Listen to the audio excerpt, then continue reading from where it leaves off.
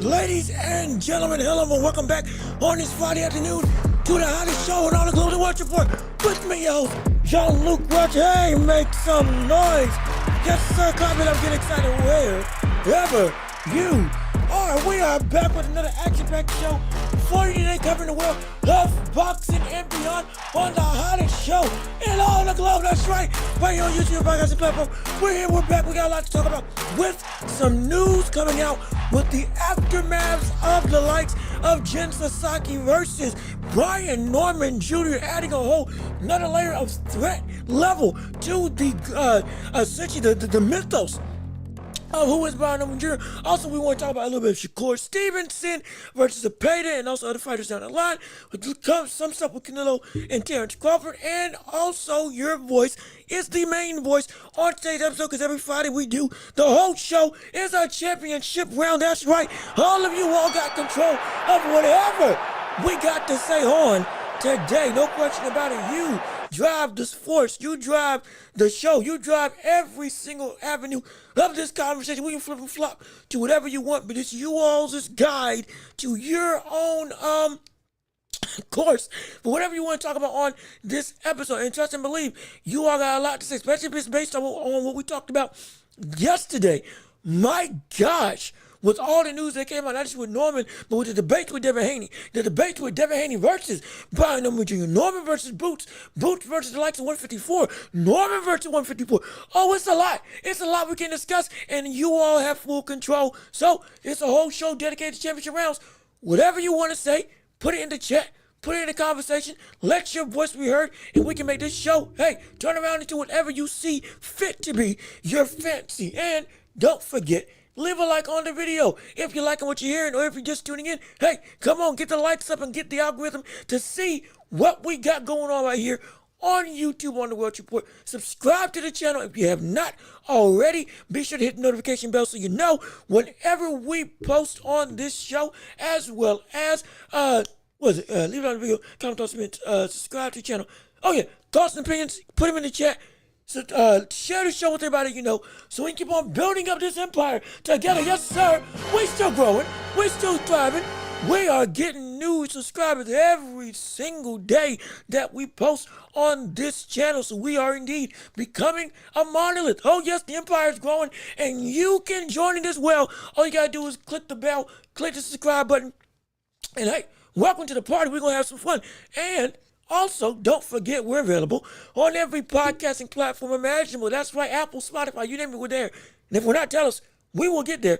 Absolutely, no question about it. And if you want to support the show, we ain't got super chats. We're still waiting to, get the watch time up. But until then, for those of you who want to support and help out the channel, whatever you can give is fine. We got Cash App, we got PayPal, and we got links in the description. So if you want to help support and keep the lights on, keep this show going, help us invest back into the show, would mean the world to me.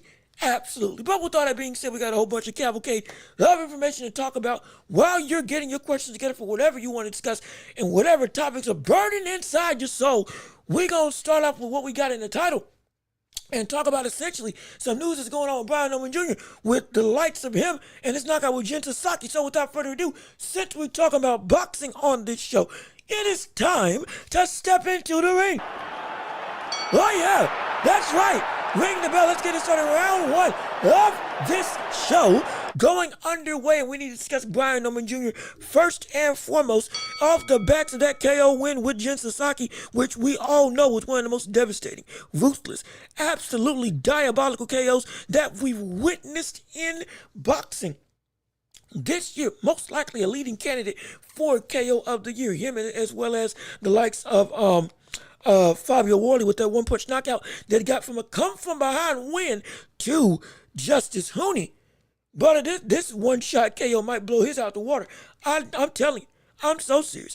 And the results of that KO, my gosh, they were indeed horrifying. For those of you who weren't able to tune in on the live stream that we watched through that fight, but Sasaki, his head, or excuse me, he was gone before he dropped. Before his body started falling, he was already gone from that insane Joe Frazier-like left hook that we saw Norman throw and land on Sasaki. Sasaki was out before he hit the ground. His head hit the back of the canvas, and this buddy did not move for almost 3 minutes straight. Absolutely insane. Absolutely abysmal. And we were all saying, look, I really hope he's okay. We were, I'll tell you what, we were gasping for air over here on the channel because we were saying, yo, wait a minute. But is he going to be okay? And I told you all, we can wait to talk about the knockout later. We need to make sure this Sasaki was okay because these types of knockouts change people. These types of knockouts end careers. These types of knockouts genuinely shape or rather can cut the legs out from under you, both in your ring life and outside the ring in your daily life. Oh gosh, it's ridiculous. And here, I'll show it to you right here if I can pull it up. The results of this knockout are indeed catastrophic because, as per one of the Japanese, I believe it was a Japanese paper, or it might have been a Japanese report coming from an American reporter talking about the results of that KO.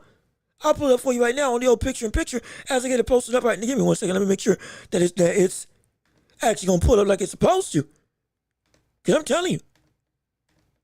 This is why I said, here we go. Yep, this is why I said as we go into the old picture-in-picture. This is, no, doggone it. Where's that? Hold on now. There we go. This is why I said this KO was so drastic. Sasaki doesn't remember anything that happened in the last 6 weeks of his life, waking up from the KO loss to Brian Norman Jr. this morning. Sir, ma'am, woman, child, lady, and gentleman, what in the world? Hey, look at this. We got some problems here. Oh my gosh. We got some problems Oh here. my goodness. This is why I was saying this was scary. This is why I was saying this was scary.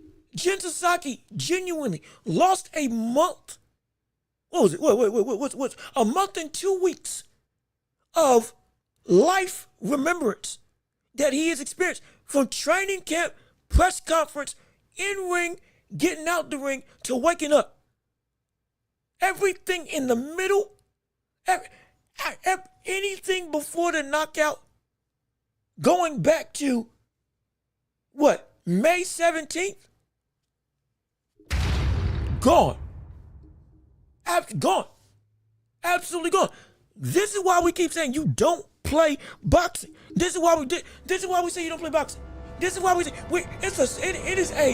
this is a danger of the sport. As much as we love the ability to go through and the beauty of violence, the beautiful dance of violence, as we call it, on the chain, the continuation of a waltz, samba, whatever style you can have. Honestly, a clashing of styles that helps make the dance even more interesting. The backbone of why it's so investing is because of results like this. I'm not saying this to praise the harm. I am saying the ramifications of what can go wrong, sadly but inherently, are intertwined with the entertainment of this sport. And this is why this man, Boots Ennis, is so scary. Because regardless of the threats that can come about with this sport, he fights in a manner that you don't care what happens to your opponent. You don't. He doesn't. This is why, again, this man was bowing to the crowd while Sasaki was lifeless. Genuinely, in the midst of him completely unresponsive. And he punches without neglect, or he punches with negligence, because he doesn't care about what you are or the result of what he brings to the table. This man even said in the post-fight interview, brother, hey, look, it was a fight, and we had to do what we had to do, but this is the price you pay for getting in the ring with me. Like we're dealing with a monster. We're dealing with a monster. And we talked about this in the past on the last episode. Yes, we did. This just adds a new layer to that insane fervor, that insane ability, that ridiculous threat level that we continue to see the likes of Brian Norman bring to the table. And it further brings the conversation into play when it comes to the rest of the landscape at 147 now. Going back to what we talked about yesterday. Brother, who, genuinely who, at 147 right now can beat Brian Norman Jr.? Now, I'm not saying he's unbeatable, but I am saying with this being the residual effects of what can happen if you fight against him, brother, he just turned himself into not just a threat number one level, but he turned himself truly into a boogeyman potentially for this division. Because who's going to want to deal with it? Who is going to want to deal with it? We got some problems here. We got some problems here. Who is going to want to deal with that potential outcome happening to them? Because see, we have talked about fear on this show before. And switching gears, same topic, but switching gears to the importance of this outcome, or the importance of this report now coming out with Jen Psaki losing a month and 2 weeks of memory due to the KO that he suffered from Brian Norman Jr.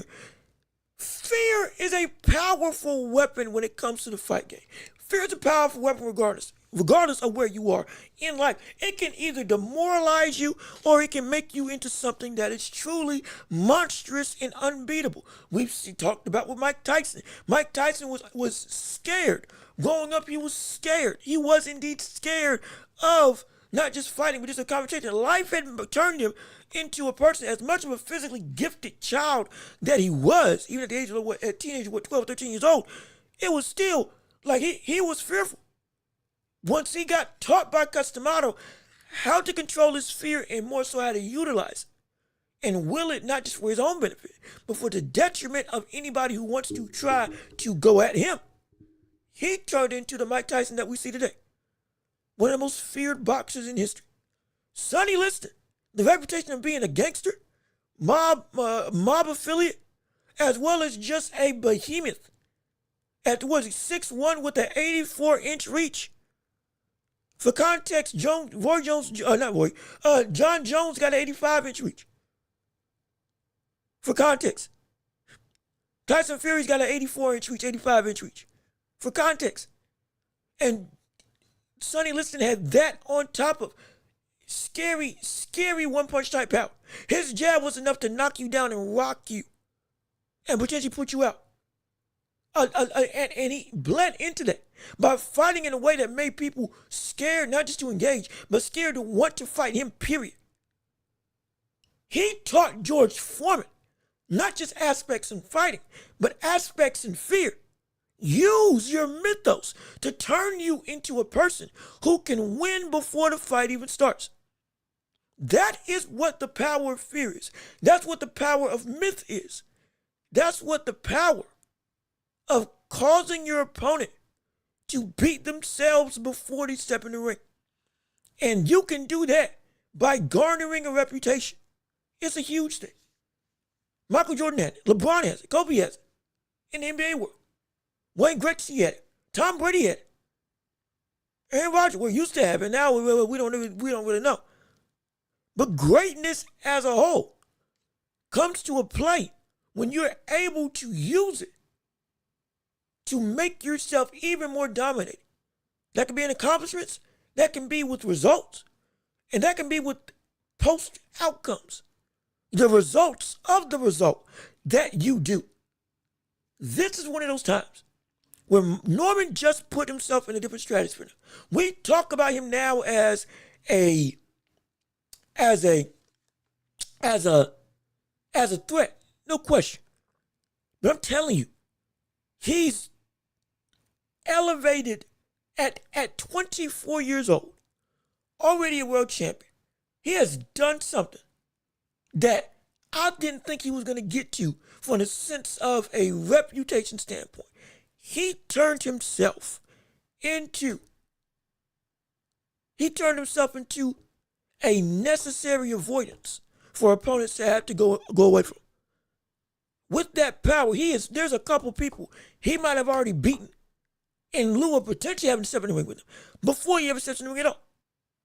I'm telling you, it's ridiculous. Yo, Teddy Burkshot, what's good with you? How you doing?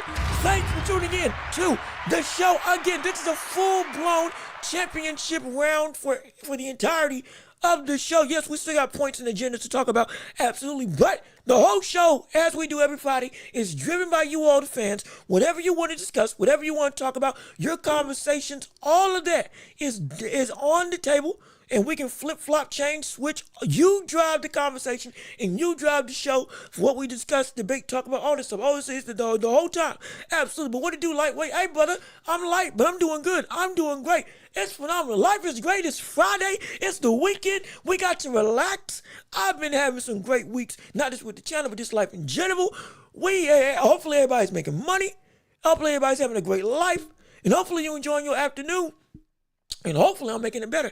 Absolutely. As while we're talking, I'm also trying to get this Grand Prix up for that's going on out in Saudi Arabia. I'm trying to make sure I can watch that and talk about it while also going in and talking with you all on the topics of the day. And so, but let me keep on reading what you all got to say. Let's see. With the same two names. Yeah, look, today we're doing the same names off of the backs of what we learned with Jin Sasaki. I'm not trying just to go back to the well just because I ain't got nothing else to talk about. No. It's because with now learning that Sasaki lost a month and 2 weeks of memory off the backs of that knockout to Brian Norman Jr. As again, I can show you it right here. Hold on. I can show you right here. It's like oh my gosh, I am legit. Like shoot, I am legit. I'm legit. Actually, I'm at loss for words. This I knew it was bad. I just didn't think it was that bad. And now this has made him more than just a high level threat. But this is for this division, he's an Omega level threat. He is, and Brian Norman just turned himself into an Omega level. For those of you who are in the comics, you got different levels of mutants for the X-Men. You got, level 1, level 2, level 3, city level, state level. You got world level, and then you got Omega level. Omega level threats in comics, or for X-Men, for Marvel. Those are threats that can affect the universe on a scale that they literally can, to some degree, bend reality to their will. Or at least put a good portion of the entire universe in danger with the wave of their hand or any sort of flex of their power at full strength. That's what we just saw Brian Norman Jr. elevate himself to when it comes to talking through what he is now seen as in this division at welterweight at 147. Because that's ridiculous. I heard about that. He knocked the memory out of all of us. Yeah, brother, like what the world? This almost, he knocked the memory out of all of us. Because this almost makes us forget about what happened with Haney on Haney, Ryan Garcia, Canelo versus Skull, and those two cards that were really lackluster. Because all of a sudden, we're looking forward, hey, brother, Haney, T.O., Ryan, Rolly, all of y'all got to go against Brian Norman Jr. now if you're at 147. And that can be your result. That can be your result. Yeah, see, I know you brilliant. You know, you smart. You absolutely smart. And it's insane. And real quick, Jen Sasaki, I don't want to. If this is what happened, I don't want to see him fight for a year, maybe longer. If this is what happened, I don't want to see him fight for a year. If this is what transpired, because this is horrific. This is horrific. This is insane. This is insane. This is going. I told you. But Jen Sasaki's career may have just been cut short and or ended, hypothetically, depending on how his camp and or doctors see his mental faculties holding up months after this KO. And if the risk of going through and potentially getting caught again is going to do something. On top of it, is he going to be the same fighter as a fighter now that he got caught like this? Can he be Jen Sasaki anymore, even if he's fully healthy? Because mentally, a knockout like this can change you. I'm not saying it will, but it can. It can make you punch scared to some degree. It can make you hesitant. It can cause you to go and stop being who you are as a fighter. And that can be so bad. That can be so bad. I'm not saying it's going to happen. We hope and pray for a complete, healthy, 100% recovery. And he is able to come back in the ring and be the Jen Sasaki that we know. Because he is indeed an exciting fighter. He is indeed an entertaining fighter. He's a fighter that I love getting up to watch. Absolutely. But, brother, stuff like this changes folks. It changes folks. I'm telling you. It'll change people for the worse. I guarantee you. And that's the risk he's at right now. Let me see. Give him a man like some. Hey, yes, please do. Hey, come on. Come on. Come on. We're going to have a lot. We got a lot to talk about today.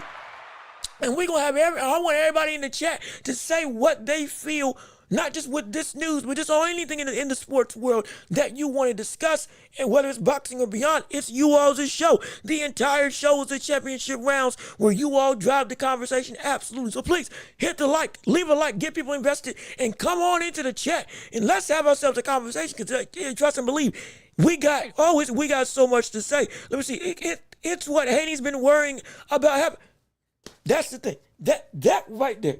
This right here. This is the very thing that Devin Haney did not want to happen. This is the type of poster-like fight that Devin Haney did not want to happen. That Bill Haney didn't want to happen in his comeback. Understandable. We get it. But now this fight has given me more confidence than ever that at 147, though we know Devin Haney normally doesn't avoid competition, he's never going to fight Brian Norman Jr. He'll never do it. He'll never do it. I promise you. He will never. Bill Haney, even if Devin Haney wanted to fight him, Bill Haney would never let his son fight Brian Norman Jr. I promise you. Again, I'm not even putting this on Devin Haney. Devin Haney, again, like I continue to say, has never ducked smoke from anybody. We know this. We tracked this. He's got one of the best resumes in the sport, regardless of what the outcome of that Jose Ramirez fight was, which was indeed bad.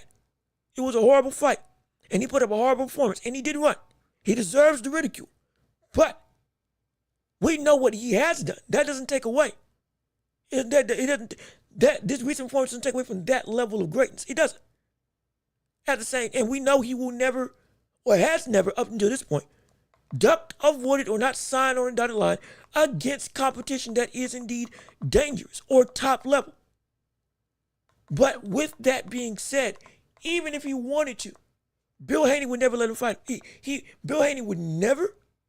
He would never let Devin Haney fight against Brian Norman Jr. Because Devin Haney, now more than ever, I am completely confident there is nothing that brother has to be able to give Brian Norman any sort of trouble. There's nothing. There's nothing. Nate, we can debate. We can debate the whole thing now. We can debate it all now. This is the show that we got the full platform to take some time and really talk through this stuff. We can. But I promise you, there's nothing that Devin Haney can do to stop Brian Norman from doing that to him again. And because of that, Bill will never let him fight. He'll never let him fight. Let me see. Never the same look at AJ. He wasn't KO'd as bad, but he was never the same. Yeah, he wasn't. Again, Pacquiao got sparked out cold early in his career, but he was still able to still be Pacquiao. And we've seen other fighters get knocked out and be fine. But everybody ain't the same. Everybody isn't the same. I don't say that in a detrimental or demoralizing sense. It's just the truth of the matter. Everybody's not the same after a result that is this catastrophic. Ain't got much time though. Yeah, no, he doesn't. It's hard. It's hard to turn on you. It's hard to turn you off though. Hey man, hopefully, it's entertaining enough that you don't want to turn me up. I'm happy. I'm excited. If you don't like it, you can leave. I completely understand. But my goal is to keep you engaged. I gotta make it so that you want to. I gotta make it so you want to stay around at minimum. So I appreciate the love and I appreciate you coming through and wanting to be invested in the show. But it's we have to say, like, we remember yesterday we talked about we showed you the clip with Showbiz, the adult, when he was interviewing Bill Haney, going off the backs that Bill explained why he went through the game plan of being uber conservative against Jose Ramirez. That was the game plan that he taught Devin Haney to do for that fight, to shut people up. And I told you that was going to hurt Devin Haney in the long run, because now you are hurting and you are restraining him and restricting him from being able to use everything that makes Haney out of fear of being exposed by the public, out of fear of you getting made fun of, out of fear of you being in a situation where you are now the ire of the boxing ethos. We being laughed at. You're being scoffed at. See, he wasn't real. He was never like that. He wasn't somebody that was a real menace. You're scared of that. And so you make him fight in a manner that just getting the win is enough. Now, look at what you're doing.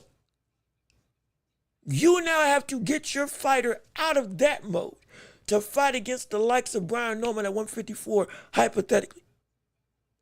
And you can't, if you were scared of how to fight against Ramirez, and if you did ever take that fight with Norman, brother, will you even let your son get in the ring on fight night? If you think that, because you can't do what you did against Ramirez. You can't. You couldn't.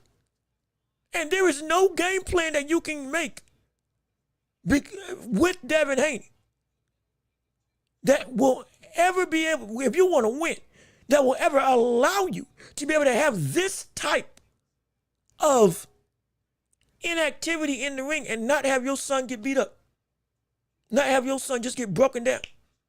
The only way that Devin Haney could ever beat the likes of Brian Norman Jr., he would have to throw. He would have throw for his life. I'm not saying it's going to be a fight like Kobata versus Tanaka. I'm not saying it's like that. But I am saying he's going to he's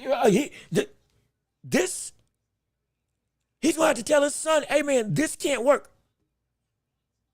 And also, you're going to be in more danger than you ever have been, even against like Ryan Garcia. But you can't fight like you did against Jose Ramirez again, against this cat, or you get put to sleep. So he is, like I said, he's turned his son into a situation where now Devin Haney's got to fight out of that mindset. And more so, Bill Haney's got to get himself out of saying, I got to understand my son at his best needs to be in some level of real danger. Because me trying to keep him out of danger with this type of mentality is going to turn him into a fighter that, what happened to Jen Sasaki is going to happen to you. And Jen Sasaki, let's be real, that brother has had a phenomenal chin. Getting knocked out by Norman doesn't negate the chin that Sasaki has. He's had a great chin. He wouldn't be able to fight like he fights without the chin that he's garnered over his career. But if he got knocked out by that and knocked down early in the first 2 rounds or in the first round twice, but was able to eat shots up until round 7 when he finally got put to sleep. Forget the left hook, but any punch that Norman lands on Devin Haney, it's going to be horrible. It's going to be horrifying. It's going to be horrifying. Won't be able to take any of that power. But he can't fight scared if he ever wants to. And again, I'm not trying to make this a Devin Haney show. I am saying as one of the proponents that we are seeing with Haney as a real contender, he is going to have to run through here if he's going to stay at 147. If he's going to stay at 147. This is a name. He is a belt holder. A belt holder and a title contender for every other belt in the division. He has to go through it. So we can't speak in just, pleasantries or just saying, we'll wait and see. Wait and see is now because he's there now. So we have to have these conversations. We really do. But let me see. I didn't see it and glad I don't need to see anything. The showbiz. Hey, look, I got respect for him. He is a little, he again, agree, disagree, perfectly fine. Legitimately, the aim of his show is great. He is legitimately knowledgeable. We give respect where respect is due. The brother is genuinely one of the better of the boxing community. He's one of the more, at least, historically knowledgeable entities that I've seen. I'm not putting down anybody. I'm not. Definitely I'm not. Everybody in this division, they got their own spice, their own flavor. They bring everything to the table. Absolutely. We respect it. No question about it. But we respect showbiz too. The brother's he ain't on his own for nothing. He's entertaining, but he genuinely does do some good stuff. You ain't got to agree with everything he says. I get it. You ain't got to agree with everything I say. I'm not putting myself on his pedestal, and I'm not trying to demean myself or anything or demean him. We don't do that. But he got access to a phenomenal asset in Bill Haney that helped shed some light on a situation that we were trying to say, why did Haney fight like this? And so it's hey man, everybody ain't getting that interview or getting that out of the likes of Bill Haney, though Bill Haney loves to talk. So it's valuable. It's definitely valuable. And the brother, hey, he's doing good work because everybody, people tuning into him. So he's doing something right in that regard. And I respect him. I genuinely do. Listen, we can't like everybody. And I get it. You can't like everybody. You don't got to. It's completely understandable. But like I said, we spreading love and everybody's got their corner. Everybody's got their space. We're just trying to get in our space as well. We're trying to make a space to be able to, hey, maybe collab with them. Maybe be able to someday have our own big chunk of the pie when it comes to a real voice in this community for boxing and potentially beyond. Hey, love to do it, but we're going to still rock what we rock. And those of them who have done great work, we use their work and we help. And we add our own 2 cents to it. Like I said, you learn from people that know more than you. I know what I know because I know there's people that know more. So take advice from them. Take what they've been able to garner. And you, as correctly as you can, give your input on it. That's what I try to do anyway. But still, when it comes to Norman now, I wanted to go back to that fear conversation because he has now turned himself into a fighter that people don't want to fight anymore. I promise you. He's turned himself into a man of malice. He has turned himself into a man of means. He's turned himself into a man that lurks in the shadows. He has turned himself into a man that now, I promise you, people are going to bring up Brian Norman and boxers are going to start going quiet. I guarantee you. People are going to bring up Brian Norman Jr. and boxers are going to start not speaking as much. They're not going to talk the same way. They're not going to have the same bravado as they maybe had before. After this, especially again with the result of Jin Sasaki afterwards in the memory loss.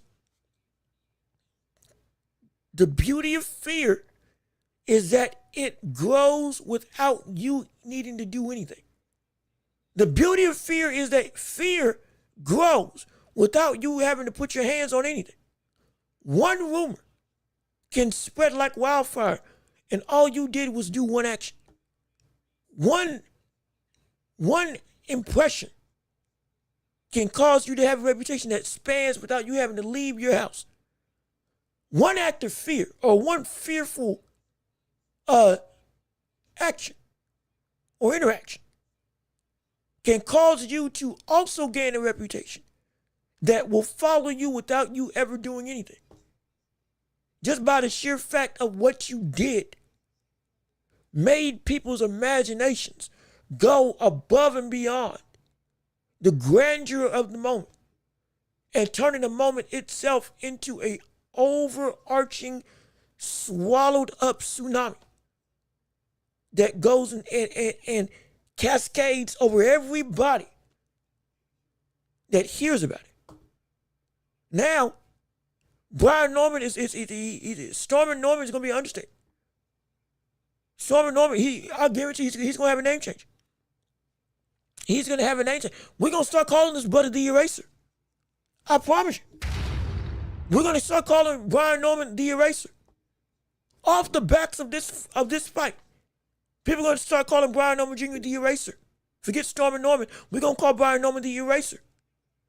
Because this man is able to he is able to literally erase time from your existence. As shown with Jin Sasaki. He is able to erase months off of your life. Genuine.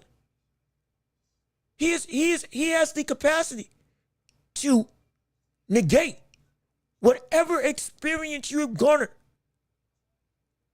You have to I don't think people understand this. Jin Sasaki does not remember training for this fight with Brian Norman Jr. All that work that he did coming into this fight with Norman,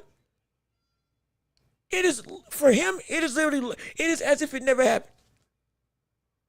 Do you understand that? It's not for naught. He still trained. He still put in the work. Yes, he did. But for Jin Sasaki, it is no longer existent that any work was done. All of that is gone. A portion of Sasaki's life in Sasaki's mind is completely wiped away. It never happened. It never happened. Do you understand?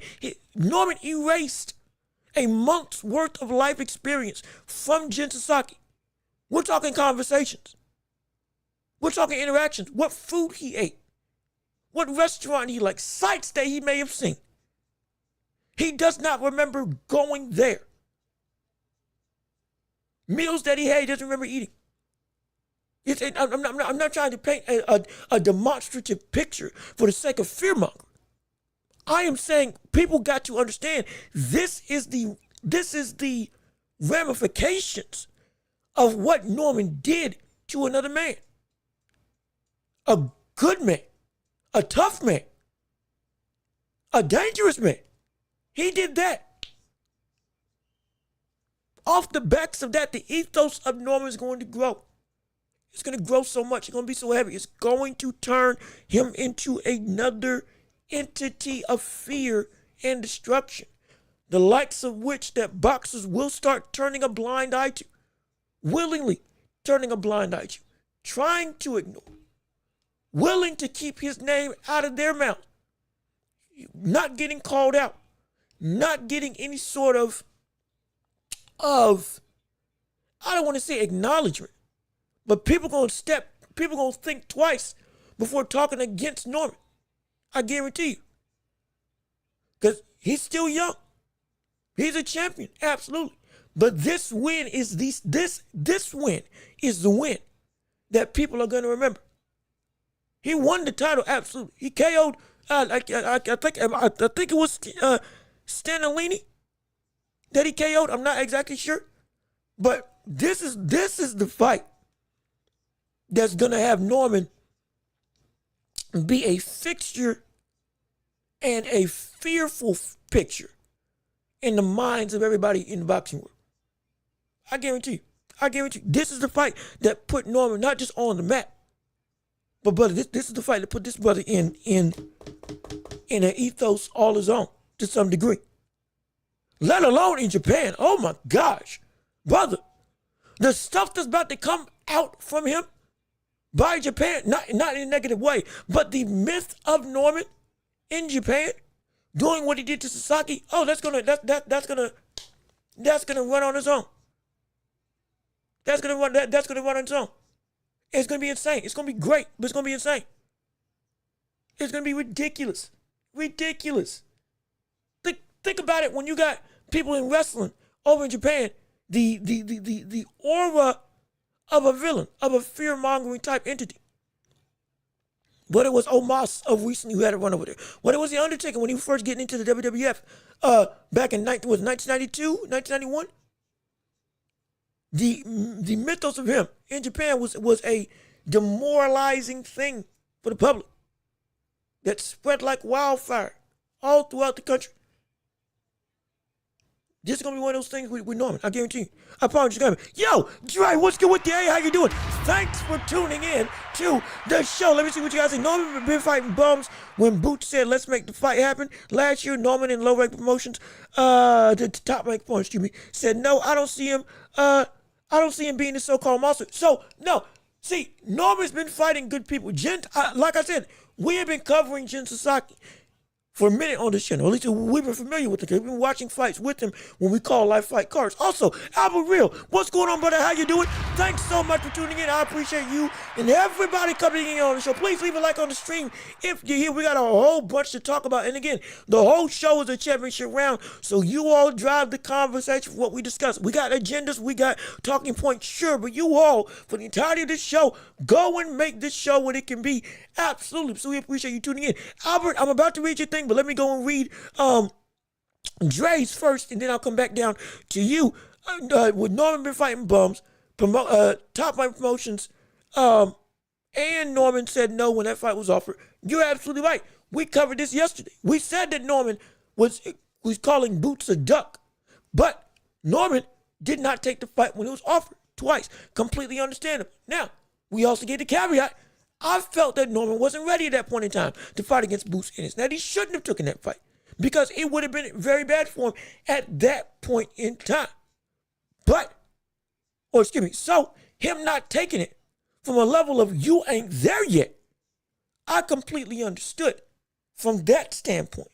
But to call Boots a duck now, moving up to 154, seemingly officially moving up to 154 to fight the likes of Virgil Ortiz, hopefully, prayerfully, an Ortiz, a Boa Chuck in the tops of 154 in the division.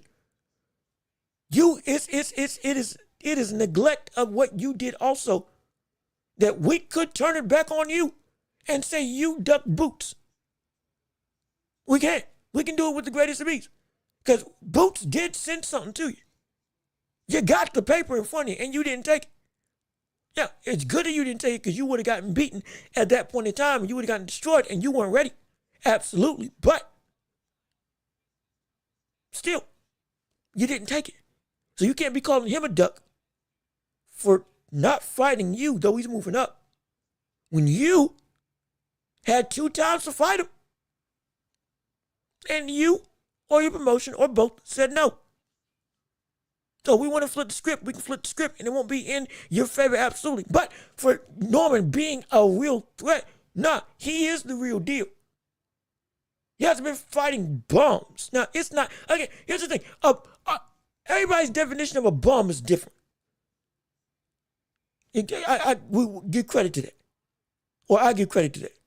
Some people say that good fighters aren't really good fighters because they're not the top 3 or 4 or the most well-known. Or people don't know the division as a whole. So then, boom, anybody that isn't the best guy or the second best guy has no means of being seen as credible. So he's a bum. We've seen that countless times. Terrence Crawford's career was being called a bum by multiple people. More so haters, but multiple people. Because they just didn't keep up with 135 and 140.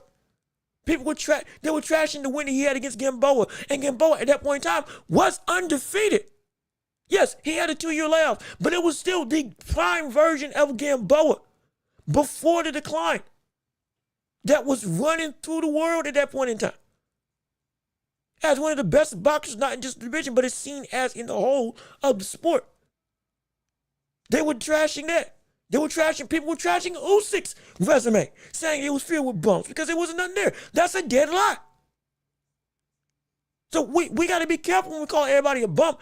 Just because everybody ain't the best of the best of the best, they ain't a bump. And Brian Norman ain't been knocking out bumps. He ain't a champion at 24 for no reason. And against Jin Sasaki, this is the most poignant example of somebody that I can validate. This cat is not a bump. Was not a bum at all. I was giving full credence. Hey, brother, Jin Sasaki can give you a world of pain if you ain't careful. I got you winning, but you better watch yourself because this ain't nothing to play with when it comes to Jin. And to do this to him, even better elevates what we see his talent as. It's real. Let alone to knock out somebody who one of their best attributes was being able to take punishment in terms of Jin Sasaki, as well as being a power puncher, a reckless one of that. So this is impressive. More than impressive, brother, this is scary. This is incredibly scary. But let me keep on reading what you all got to say. Albert Rio, Sasaki got knocked out cold, didn't expect that much power out of Norman Jr. Wow, he is a true powerhouse. And that man, brother, that power is insane. Norman is the next Tommy Hearns. And so okay, let's have this conversation. This is good. Let's have this conversation. So we have been looking, and I've been hearing stuff about Norman being a new age Marvin Hagler, now Tommy Hearns. So he's getting comparisons to some of the four kings in boxing of the past, like with Duran, Leonard, Hearns, Hagler. He is getting comps to that type of ilk. I wouldn't say he's the next Tommy Hearns. Because again, more so fighting style and build and all that stuff, yeah, okay, completely different. But in terms of the mentality that he takes in fighting, this is where I love those comparisons. Stylistically, no. Talent-wise, no. But in terms of mentality, the Haglers, the Hearns, the Leonards, Durans of the world in the past, I love that. Yes, I do. Oh, yes, I do. I love that. Because that's what we're seeing. We're seeing somebody who their approach to fighting, their approach to preparation, their approach to inside the ring is akin to those of the past that we have yearned to see again, or that similar ilk of men or women or just outright people in the ring. He's doing that. He's thinking like that. He is. It's so good. It's so good. And let me see. Yo, Vic C, what's good with the brother? How you doing? Thanks for tuning into the show. If it's your first time, hey, go ahead, leave a like on the video. Subscribe if you haven't already, and come join the empire that we got growing. We small, but we mighty. We build it up absolutely. And hey, if you want to support and you like what you're hearing, hey, we got means. Cash App, PayPal, and that's about all we got right now. And links in the description, because that's all we got. We ain't got super chats yet, so it's a fan-driven show. Gotta do what we gotta do, but if you want to support, it means the world to me. But stylistically, let me see what you gotta say, Vic C. Stylistically, he looked similar to an orthodox Hagler. That I can agree with. Hearns can't really see. Hagler, I can somewhat see. Again, now, I'm not saying it's extremely a one-to-one comparison. No, and I did just say stylistically, of the Four Kings era, I'm not saying he fights like that concretely. I was more thinking of mentality. I can see more so Hagler as the mean stylistically that he fights as than Hearns or than a Leonard or than a Durant. So you right on that. And so it's, for sure, homie, for that, man. Hey, glad to see you here. It's your first time. Well, stick around, buddy, because we got a lot to discuss.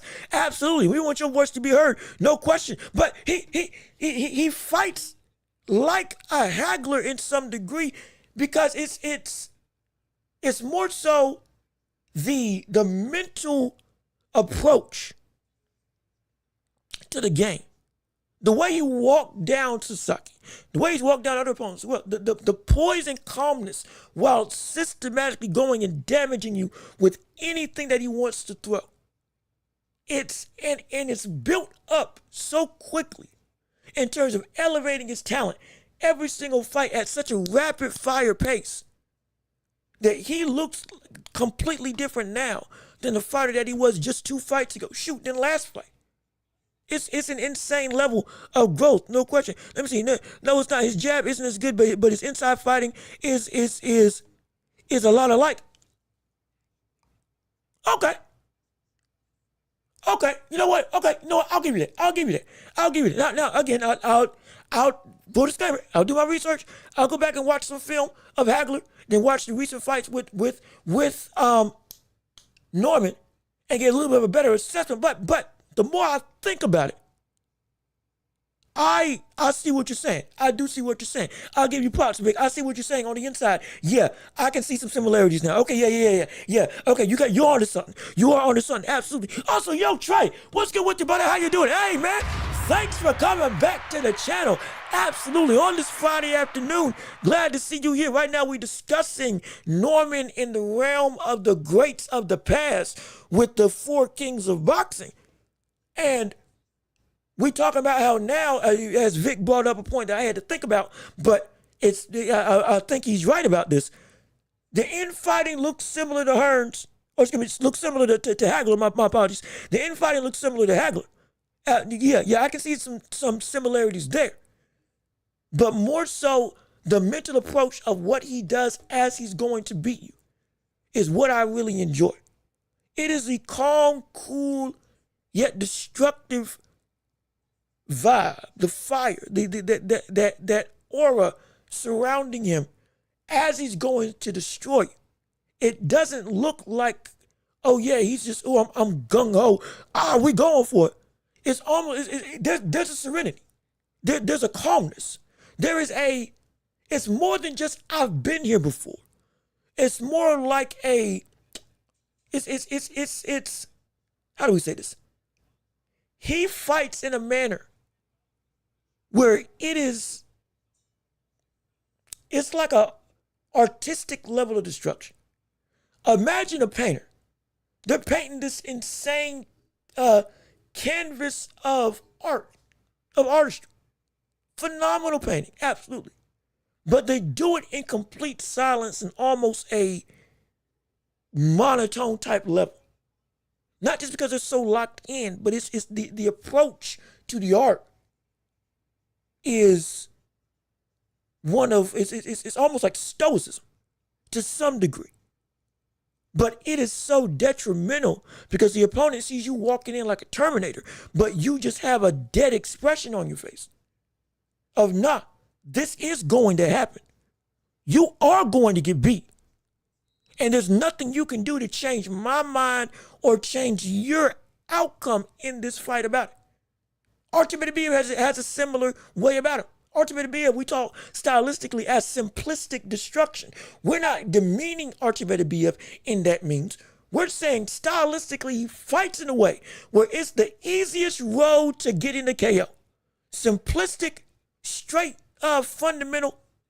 Very much so, not in a bad way, but very much so. It's a A to B approach to it, and it's beautiful. We love it. He doesn't look like he's doing so much flashy flare stuff. Even the way that he punches doesn't always seem like it's very powerful. Doesn't even seem like he's putting a whole lot into it. But it always makes his opponents submit and succumb. Almost always. Again, Bivol beat him, but he beat him the first time. And so now they're doing a rubber match, or just gonna be doing a trilogy for the undisputed light heavyweight title. But the point is, the way that he fights is in a manner that when you watch his face and you watch the body language, there's an inevitability that he brings to the ring that you can't escape, but you know it's real. And that in part helps to demoralize the opponent in front of him. And not many people got that. In a way, he's got it. You have people like, I want to say Canelo has it. Tank's got it, though we saw somebody stand up to it in Lamont Roach. David Navidez has it. For the standpoint of when they get in the ring. Again, for everybody, it's different in terms of the way it's expressed. But when they get in the ring, they have a almost like a field of presence that every step they take or everything that they do, they go and it's an effect. It's a real effect. Even without a punch being landed. For anybody who watches One Piece, we covered this before. Again, I'm an anime fan. I don't apologize for it. I love anime. I love all whatever you call nerdy stuff. I enjoy it. Anime, One Piece. If you ain't watched it, watch it. You'll love it. Pirate show, incredible. Sail the 7 seas, go fight people. I love it. Thing called Conqueror's Hockey. We covered this before. Conqueror's Hockey is a situation where hockey is an innate power inside you. You can bring out. You gotta train it, but you can bring it out. Conqueror's Hockey is a means of hockey or a means of aura where you go into any environment. And once you flip that switch and turn on that conquering aura, that conquering demonstrative nature, anybody who doesn't have the will, the fortitude, the integrity to stand up to that level of dominating presence, they fall. They get knocked out. You take a step, 5 people go down. You take 2 steps, 20 people go down. The more you get confident in your outright will to beat or win or to conquer whatever you're trying to go against, the stronger that aura becomes, the stronger that hockey becomes, the stronger that conqueror's mentality becomes. And the more detrimental it is for anybody who is not on your level. That's what we're seeing. And this fight has also helped to make that aura even bigger. Like I said before at the start of the show, because of fear. And so it's a scary thing. It's a scary thing. And Hagler, talking about with the people of the past, Hagler brought that same approach. Hagler and Hearns. Let's be real. Hagler and Hearns both brought that same approach.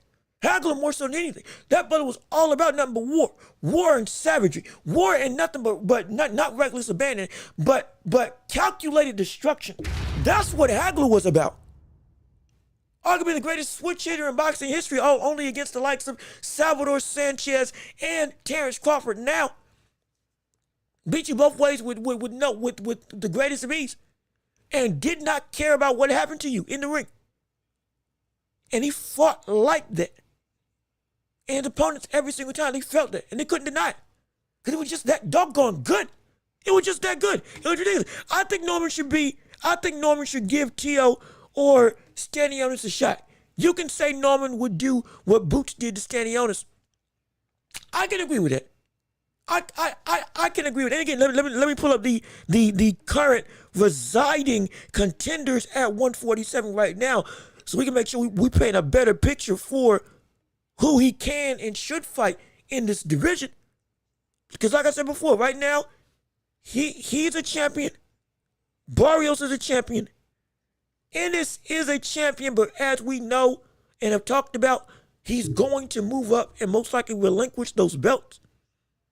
And then who's the fourth one? Who's the fourth champion in that mist right now of the top contenders, let alone the people coming up on the ladder? Let me look it up real quick to give you all the proper context. So we all are on the same page as of right now. Come on. There we go. Okay, yeah. So it's Norman. Okay, so it's Norman, Ennis, and Barrio. That's right. Ennis took 2 belts. Norman got a belt. Barrios got a belt. Ennis might dismiss the 2, so 2 belts might be open. I would see him fight Stanionis. I think he knocks out Stanionis. I truly do. Will he do it in quicker fashion? That's a good question. Would he beat Stanionis in quicker fashion than he did beating the likes of, than Boots did in beating Stanionis? Tio, I want to touch on Tio. I don't think Tio can beat Norman. When we talk about every weight class brings a different breed of competition. There's people that can do what you do and also are bigger than you with the same skill sets. I'm not saying Norman has the same skill sets as Tio. No. Tio's still one of the better boxers at 140 and at 147. As a boxer, he's great. But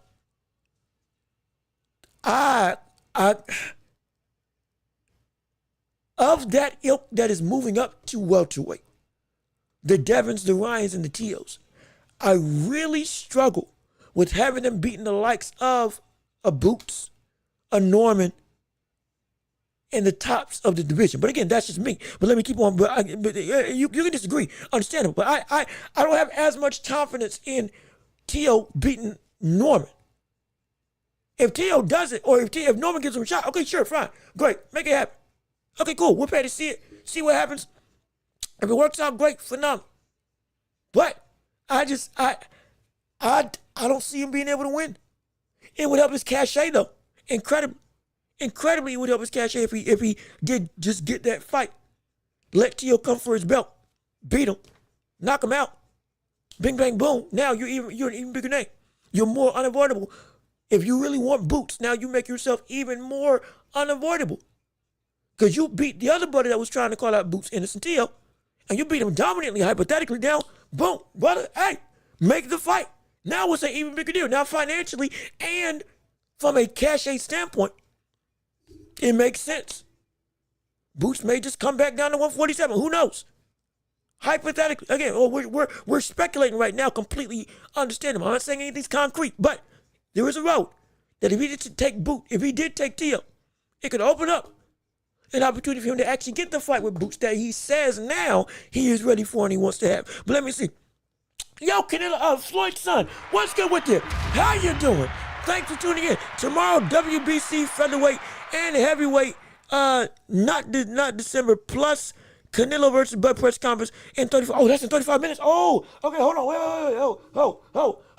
Let me pull it up. Let me pull it up real quick. Hold on now. Yeah, I told y'all we're going to have stuff going on just about every week when it comes to the boxing landscape. And we're going to talk about Canelo and Crawford now that press conference getting ready to happen. Oh, well, we're going to talk about that on this show, no question. Absolutely. But we got a lot happening during the course of the coming weeks and months. It's about to be a cavalcade of something. I'm telling you, be prepared, strap in, buckle up. It's about to be something insane. Nerd, what's good with you, man? How you doing? Good to see you. Thanks for showing up and tuning in. Leave a like on the stream if you would. If you haven't already, please leave a like. We got 18 people here.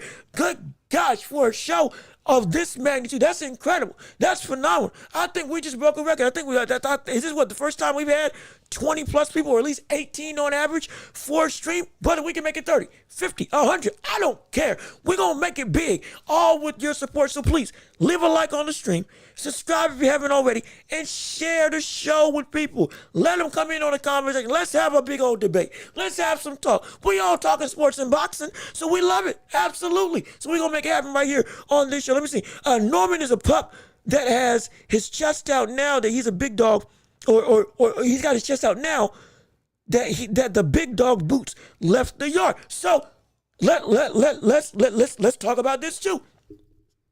Let's talk about this too. There we go. Okay, the sounds work. Do we feel that Norman now is having a false sense of confidence because of Boots moving up? Or do we feel that Norman now has actually gotten to a point where, yeah, I can have my chest out because I'm at that level now where I can be big and bold and back it up against the best of the best? Because there is a difference. In some cases, yeah, you can be big and you can act big and bad until a big and bad buddy come into play. Understandable. And then you can shrink back down. Again, we made that argument with Norman when he turned down the fight twice. But at the same time, there does come a point in time when, brother, you really do feel, hey, I'm talking like this because I'm like that. And it may be that Norman now, he's not talking big just because Boots is gone. Though that might have been what was happening in the past.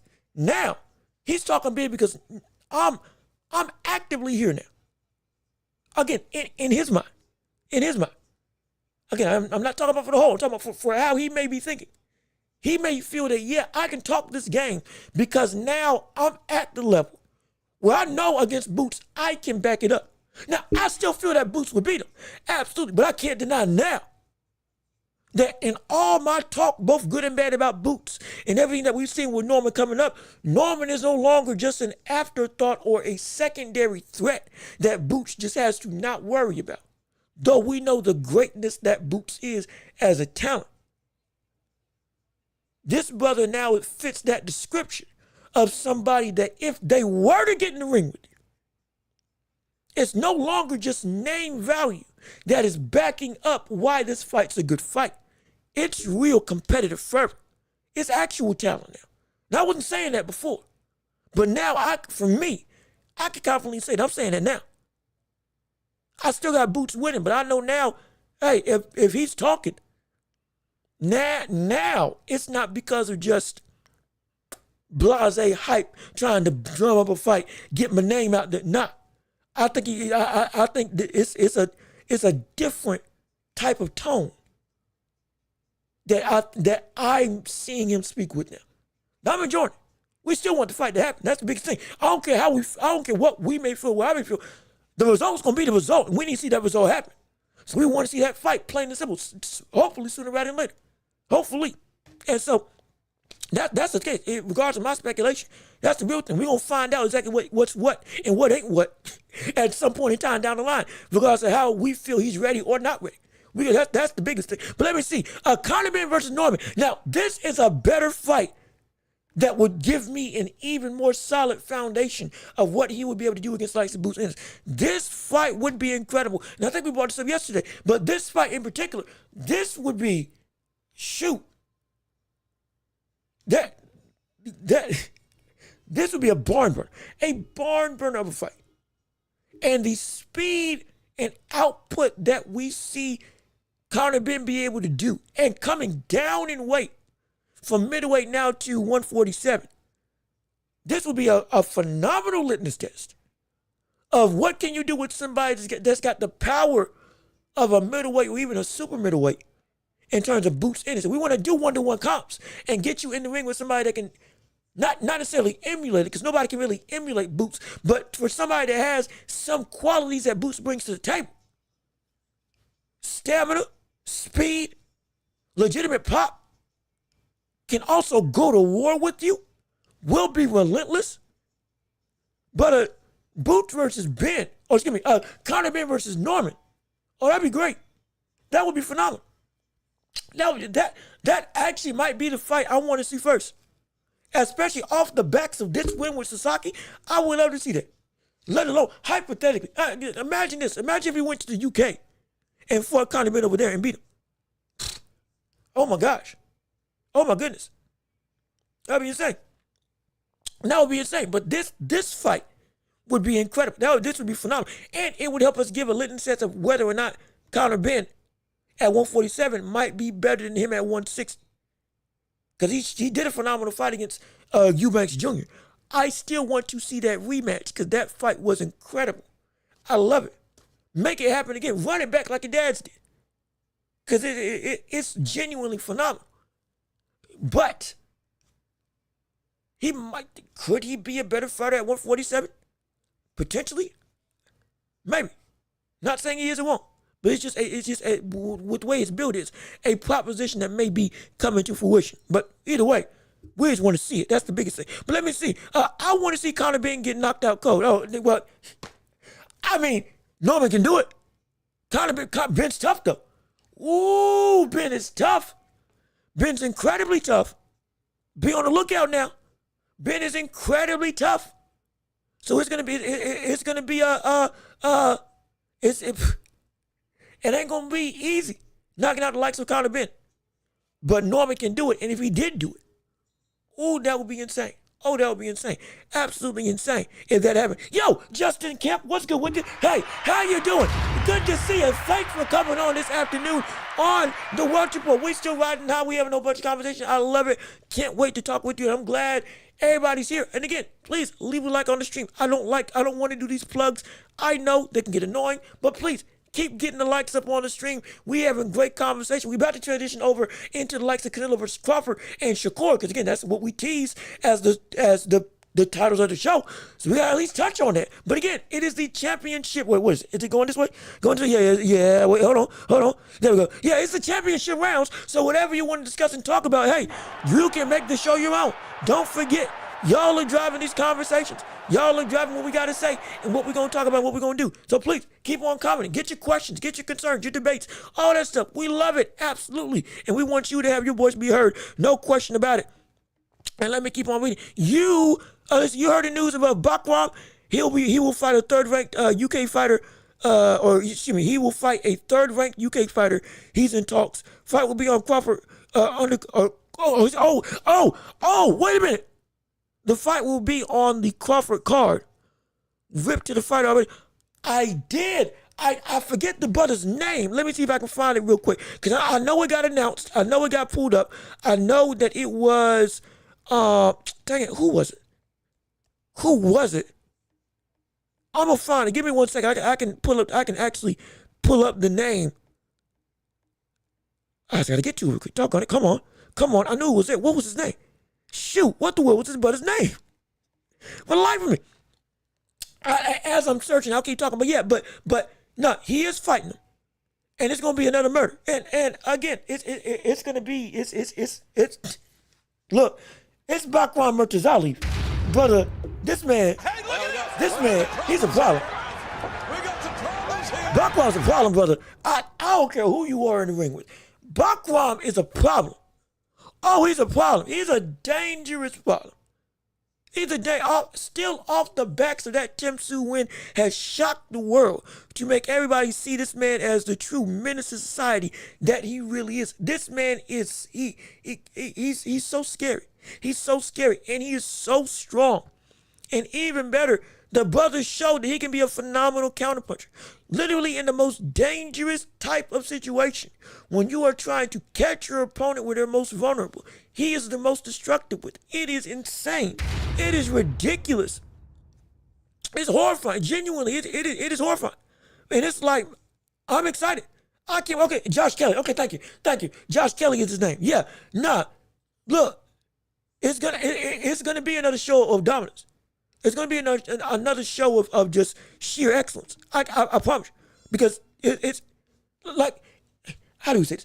Bakram, he kind of just speaks for himself. And his last 10 kind of encapsulates what he does. The cat murders people. Yeah, that's all he does. He just murders people with them sharp hooks, that insane power. And just if you haven't watched him fight, if you have not watched Bakram Murtazali fight, watch him fight. Please watch him fight. Because this man, he is so fun. But at the same time, he is so scary. He is so scary. But it's so good. And speaking of which, real quick, speaking of 154, I wanted to ask you all about Jamal Charlo. It hit me. It just hit me. I wanted to ask you all about Jamal Charlo. With 154, now Boots being in that fray almost assuredly. Between Bakram Murtazali, Terrence Crawford, who is in talks to come back down after the fight with Canelo. So between Bakram, Crawford, Ortiz, Boachuk, and now Boots Ennis, we'll throw Tim Tszyu in there as well.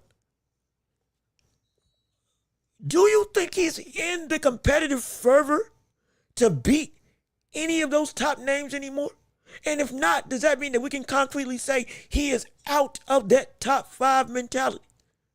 Or shoot, even top 7 level threat in the realm of 154, where he used to reign and be the lineal champ. He might still be the lineal champ, but I just wanted to ask that. Because again, it's been almost 3 years since we've seen Jamal Charlo back in the ring since his loss to Canelo Alvarez. And I'm trying to figure out, hey man, this division's getting heated up more and more and more, and you are just non-existent.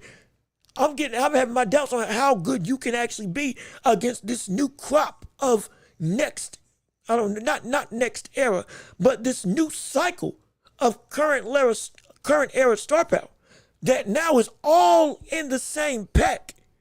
And you were supposed to be there, but you ain't there no more. And it's got me, it really has me questioning some stuff. Absolutely. Let me keep on reading. Let me see. Yo, Quartz Gamer. Hey, brother. How you doing? Good to see you. Thanks for tuning into the show. Let me see. Carmelo's is going to snap.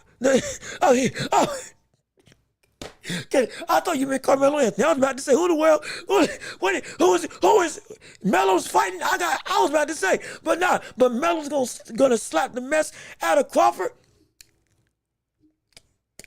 I want to say you're right that Canelo would win, but every single day, and we're gonna talk about it later on. We get ready to transition into that conversation right now. But every day though, that conversation is getting tighter and tighter.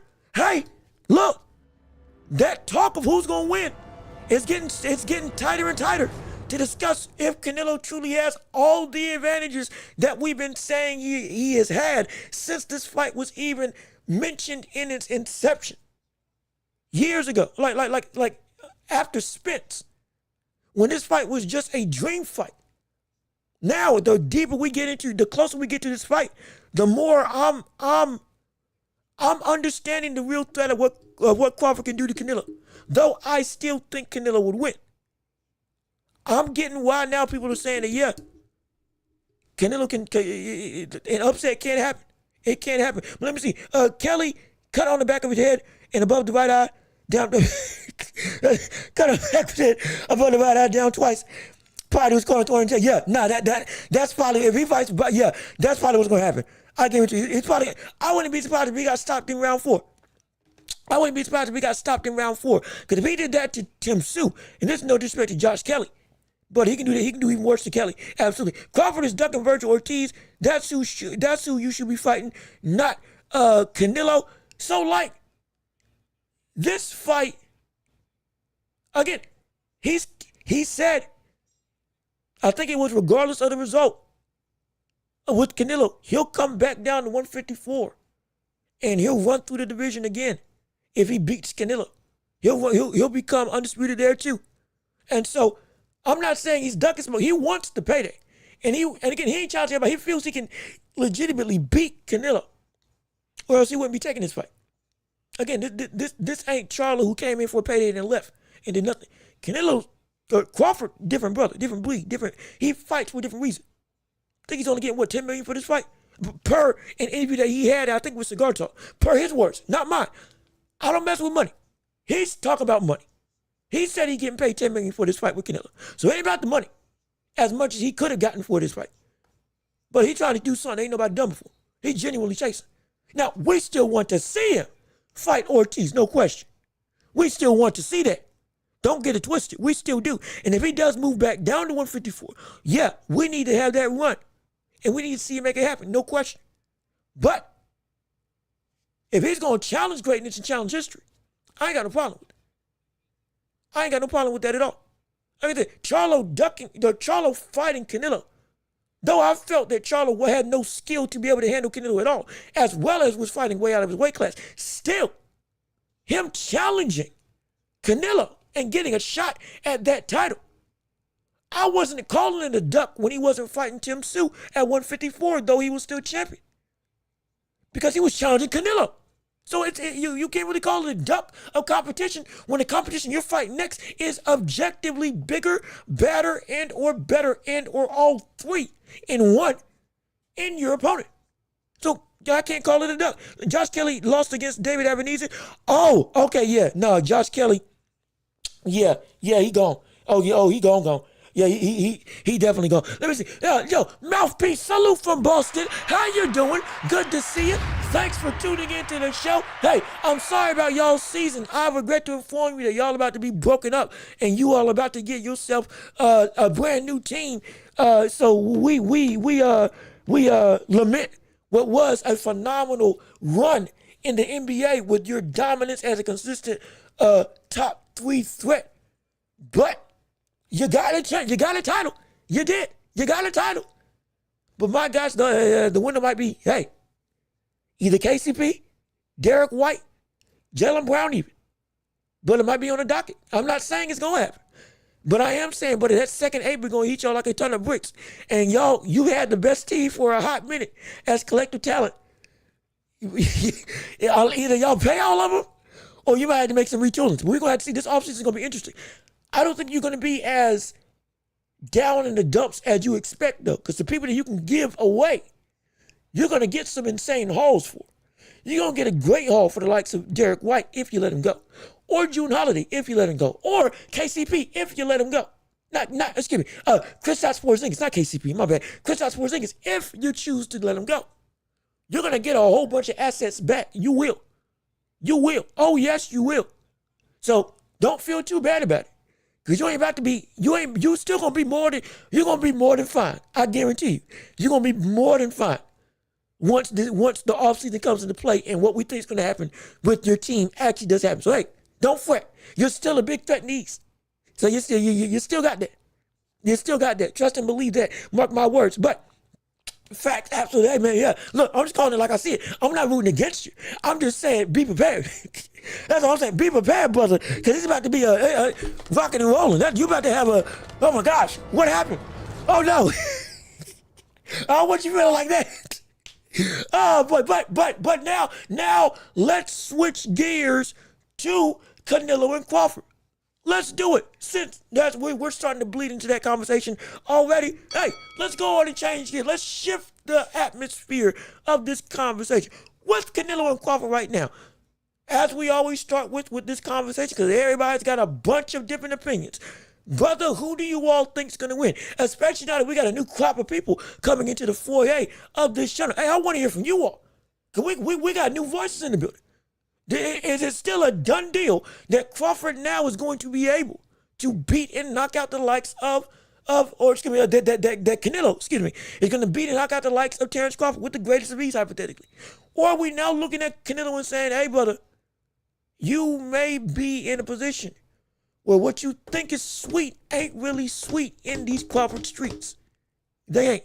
Hypothetically, I'm not saying it's real, but I'm saying it's in you all's opinion, it is something that now are Canelo supporters and even Canelo himself, are they potentially taking this fight with Crawford too lightly for what Crawford can actually do inside the ring? I want to hear from you all as we continue to read the chats. I'll give my whole spiel and diatribe also. I want to get your opinions and get the feel of the public court of opinion to see what you all got to say. Let me see. That Tank card would be insane. Frank Martin said he may be on that card also. Wait a minute now. Wait a minute. Oh my gosh. Wait a second. Wait 1 minute. Hold on. Where are you hearing this? This is great news. Where are you finding this out from? Because I haven't heard it. I have yet to see anything major in terms of the card being made for the Tank versus Welch rematch. If that's true, oh, that would be great. Oh, that fight hub been reporting that? Shoot. Okay, hold on. Let me look at that. Let me look at it while I'm still talking through. But nah, if this is right, brother, that's great. This would be a beautiful thing to see Spence come back on the undercard of Tank versus Welch.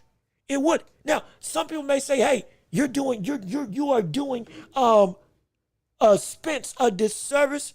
It should be that Spence gets his own Spence is able to get his own outright main event card because it's Errol Spence Jr. It's still one of the most dominant 147 pounders and welterweights in all of boxing for this current generation. He got beat by Crawford, yes, but he's still that dog. He is still a big fish. He is still one of the marquee fighters in all of this area in boxing.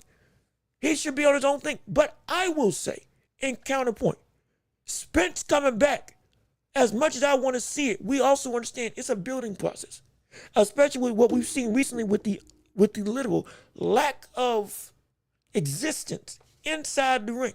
We got teased with Sebastian Fundora. Then that fight fell through, and now it's Fundora versus Tim Tszyu in a rematch, which, hey, great. Can't wait to see it. But we thought his first fight was going to be for a title against a 6'6" praying mantis in Sebastian Fundora. Now, that fight didn't happen, and I'm glad it didn't happen. Because the fight that Spence really needs to have is a fight that is against a bump. Let's be perfectly honest. Let's be honest. If he was on the main event, if it was a headline main event, Spence would be fighting against somebody that honestly I don't want to see him against, because I don't have confidence in what Spence is as a fighter at this point in time, because Spence has not shown anything since that loss to Terrence Crawford. Yes, recover. Yes, get back healthy. Yes, take care of your family. Do everything you got to do. We want you to be who you need to be. But at the same time, he should have been back in the ring by now. We got to be real. If we're getting on Charlo for being out in the ring for oh so long, Jamal Charlo came back, yes, had mental health issues, had to take care of himself personally, completely understandable, absolutely. But if we're getting on Jamal Charlo, who, and from what I understand, doesn't have nearly as much of the significant outside of the ring issues as his brother did. And he lost to Canelo, and in all honesty, yeah, he got beat up, but he could have came back in 8 months. He could have came back the next year. He could have came back the next 2 years. Shoot, with the way he wasn't really throwing a whole bunch, he honestly could have been back 6 months after that fight.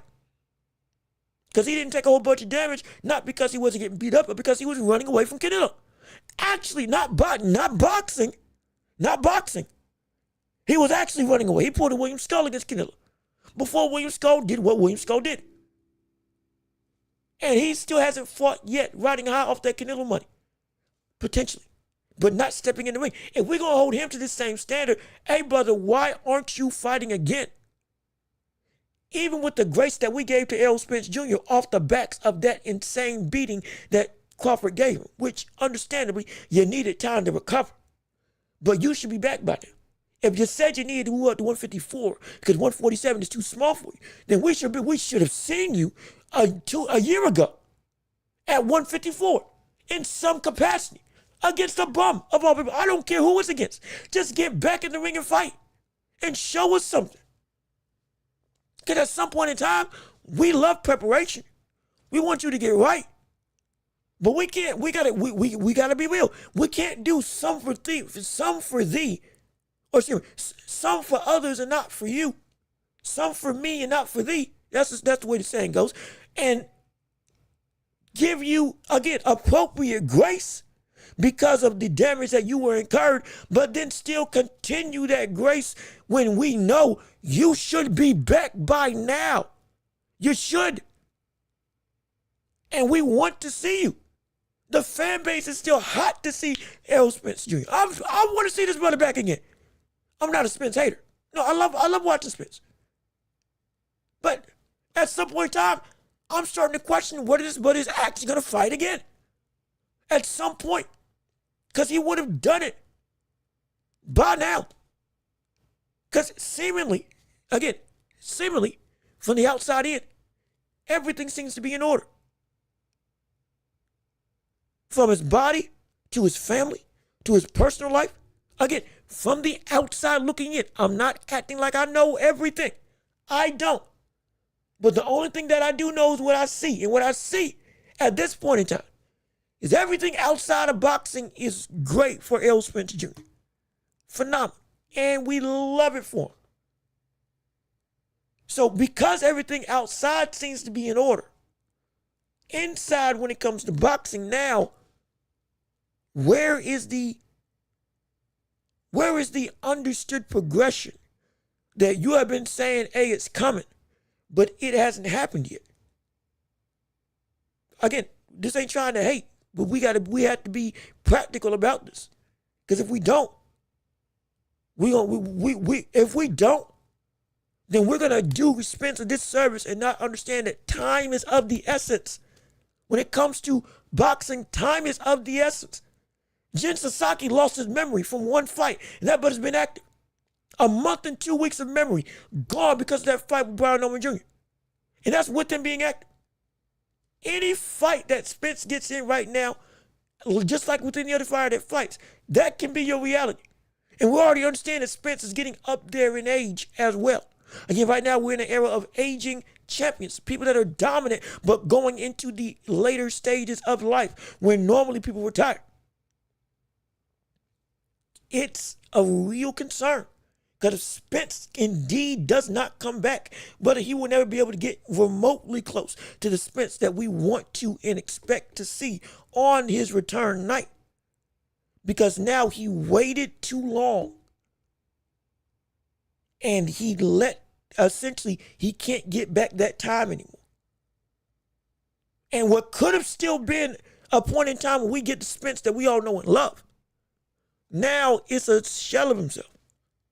Because this sport, it'll leave you in a heartbeat. Oh, we know that. It happened to Pacquiao. Pacquiao was good until he wasn't good. Pacquiao was great until he wasn't.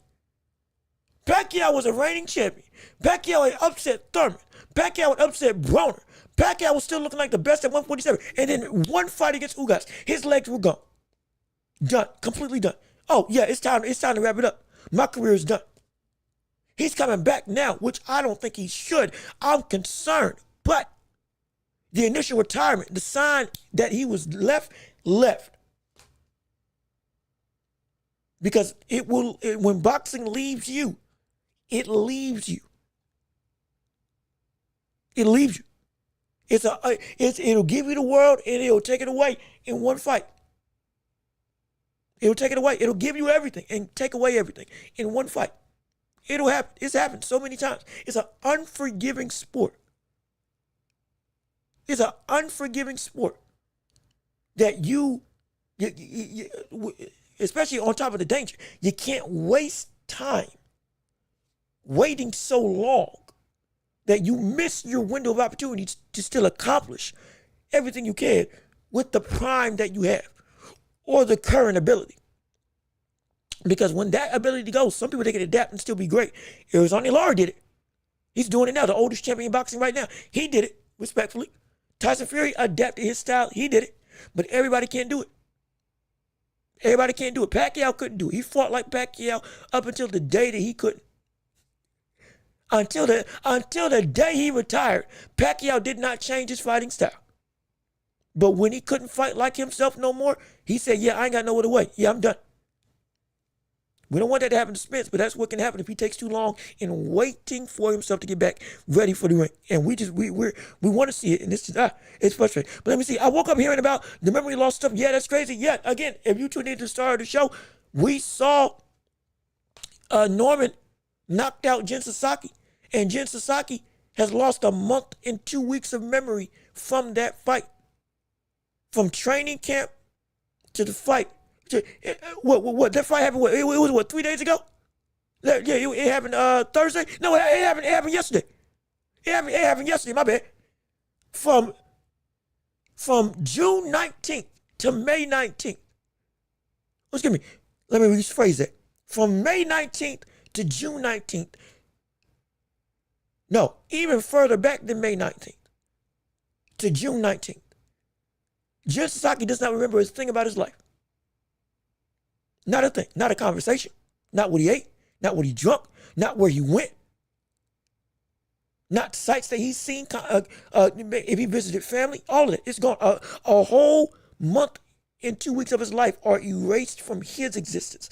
They happened, but they didn't happen to him because he doesn't know a thing. It's ridiculous. That is the danger of this sport. It adds to the intrigue, but it's a barbaric sport nonetheless. That's why we keep saying you can't play it and you can't rob it. Because it'll rob you. It'll rob you. I'm telling you, it'll rob you of some stuff. Let me see. Spence came back fighting. Spence didn't come back fighting a cornflake type fighter. That's what I am saying. Fight a bum. I'm saying fight a bum. Fight a bum. That's all we want. A tomato can. Bring somebody else up in weight. We don't care. Take the easiest fight possible just to get a sense of ring rust off of you. That's it. That's all we're asking for. So we can just see where you are and what you can do. Or you can get back into fighting shape. I'm not talking about training shape. Yes, he's probably been in the gym. I'm talking about in the ring. It's different than you in training camp. It is. It's a different feel. Every boxer said it. In ring, live fight. It's all we want to see, just to see where you are. Don't got to be great. It just has to be something. That's all we're asking for. That's all I'm asking. Is he coming back? I rock with Spence. Maybe his body needs a break. His body does need a break, but his body needed a break. It's since 2023. We are halfway through 2025. We have had 3 undisputed champions since Spence's last fight. Crawford, in a way, Usyk. We've gotten 2 dream fights since then. In a way, Usyk and Bivol. We got those 3 fights as undisputed fights before Spencer's came back. Are you kidding me? We got Ryan Garcia and Devin Haney before Spence came back. Are you serious? We got Benavidez at light heavyweight. 2 fights. And is now a full-blown champion before Spence came back. I am not trying to dog on Spence. I am saying there has been such a turnover in time that there's got to be something. There's got to be something that we see. Because it can't be this long without getting an answer of what you are. That's all we're saying. It can't. Your body needs a break. It does. But give us a sign of progress or anything, something. The expected nature of what we know Spence to be. This seems out the ordinary. And again, I know we have to talk about Canelo. We have to talk about Crawford. We got to talk about Shakur. I get it. But it's important to discuss this, though. The expected nature, what we know Spence to be. This is out of the ordinary. We've seen this man in a car crash. And he came back and fought Danny Garcia after a car crash. Who at that point in time was one of the most lethal counterpunchers that the welterweight division had to offer. And he fought him in his first fight back. We've seen you come back before from dire circumstances. We've seen this has been a bad beating. But brother, you didn't almost die. This wasn't that. I'm not trying to demean the recovery. I'm saying this wasn't that life-threatening. And you came back against bigger opposition after that fight with Danny Garcia. And you've yet to come back after this fight with Crawford. I don't get it. Something ain't sitting right because this ain't how you normally move. This ain't how you do. This ain't how you rock. As Spence of what we know, it's not how he rocks. So it's something's off. If it's real, okay, tell us. But being in the dark only makes us ask more questions. It's a cavalcade of bad. It can be a cavalcade of bad. But let me see. He hit his head so hard on the canvas. Yep. It wasn't just the punch that did the damage. It was the impact on the canvas after he got knocked out. That's the one that did it. That's what did it. It ain't the drop that kills you. It's the impact when you land. It's not the momentum that kills people. It's when you stop. That's what kills people. That's what happened. He basically got brain damage, and that last hit was the last straw. Yeah, no, it was. You're absolutely right. Let's see. Yo, Aaron, what's good with you? How you doing? Thanks for tuning in to the show. A month of memory. Nah, Devin, don't step in Norman. Don't step to Norman. He taking cat's memory. Yeah. Lord knows. Hey, man, look, we discussed it earlier, but brother, Devin Haney, I doubt Bill Haney will even let that fight happen. Even if Devin Haney wants it, Bill most likely won't let that fight happen. Because Norman is just too big of a threat. Oh, and by the way, the press conference right now is on for Canelo versus Crawford. I got it on my screen right now. I'm still talking with you all, but we multitasking. We multitasking, I'm telling you, trying to cover everything that we can on the stream. You can go to the Ring Magazine YouTube channel or their Twitter or essentially any social media site. And you can watch it live right now on whatever device. Don't click off of this now. But, hey, on another device, go ahead. Check it out. Have some fun with it. Norman knocked out Stanley Lady brutally. Made the Puerto Rican quit mentally. And now Jitsaki, I'm telling you, he's a dog. He's a dog. Canelo versus Budget press conference starting. Yep, absolutely. Watch it while doing the show tomorrow. WBC Grand Prix. Yep, I'm trying to do all that right now. We gonna. I'm trying to keep up with as much stuff as I can. Yo, Mar Williams. Hey man, glad you're back. Thanks for tuning in to the show. Let me see what you got to say. When a man beats you like that, it does something to your ego. That's another thing Is the ego of Spence really hurt to the point where he doesn't want to risk that? Now, see, I could get that if it was Tank. That's the thing. I could understand that if it was Tank Davis. And also, we got more people. Yo, Cooking with Sir. Sir, what's good with you? Yo, Sir, what's good with you? How you doing? Thanks for tuning in to the show. Glad to see you. Bud beating is destroying, especially to the mental esteem. And so, now, both of you all are echoing a sentiment. I get it. I completely understand it. It's just that the man doesn't match this particular situation. If this was Tank, if this was Tio, shoot, if this was Devin Haney, Ryan Garcia, Tyson Fury, I dare say even, well, no, I'm not going to say that. I was going to say Canelo, but no, I'm not going to say Canelo because he's lost before.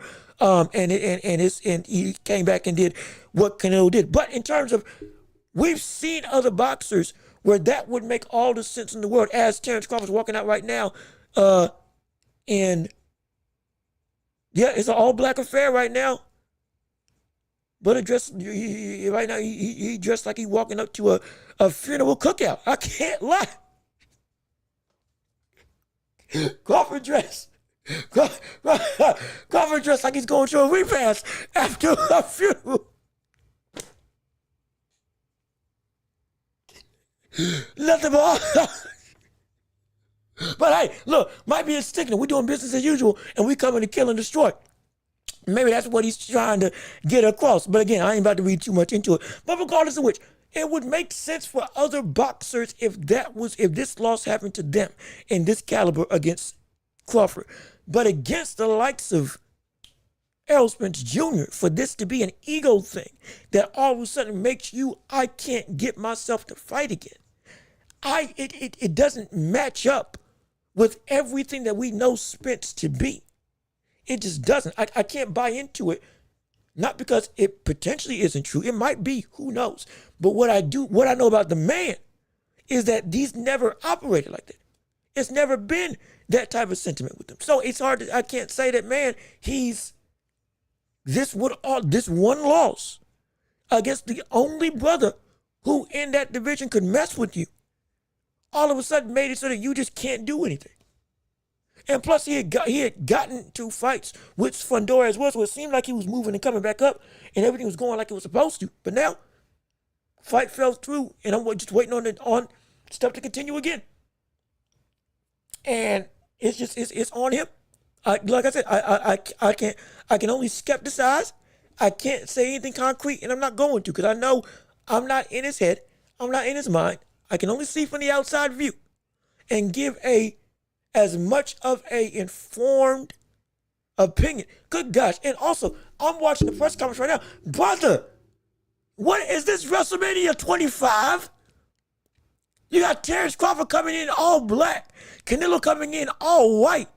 But it's like Shawn Michaels and The Undertaker. What the world? When they fought at WrestleMania 25? This is ridiculous.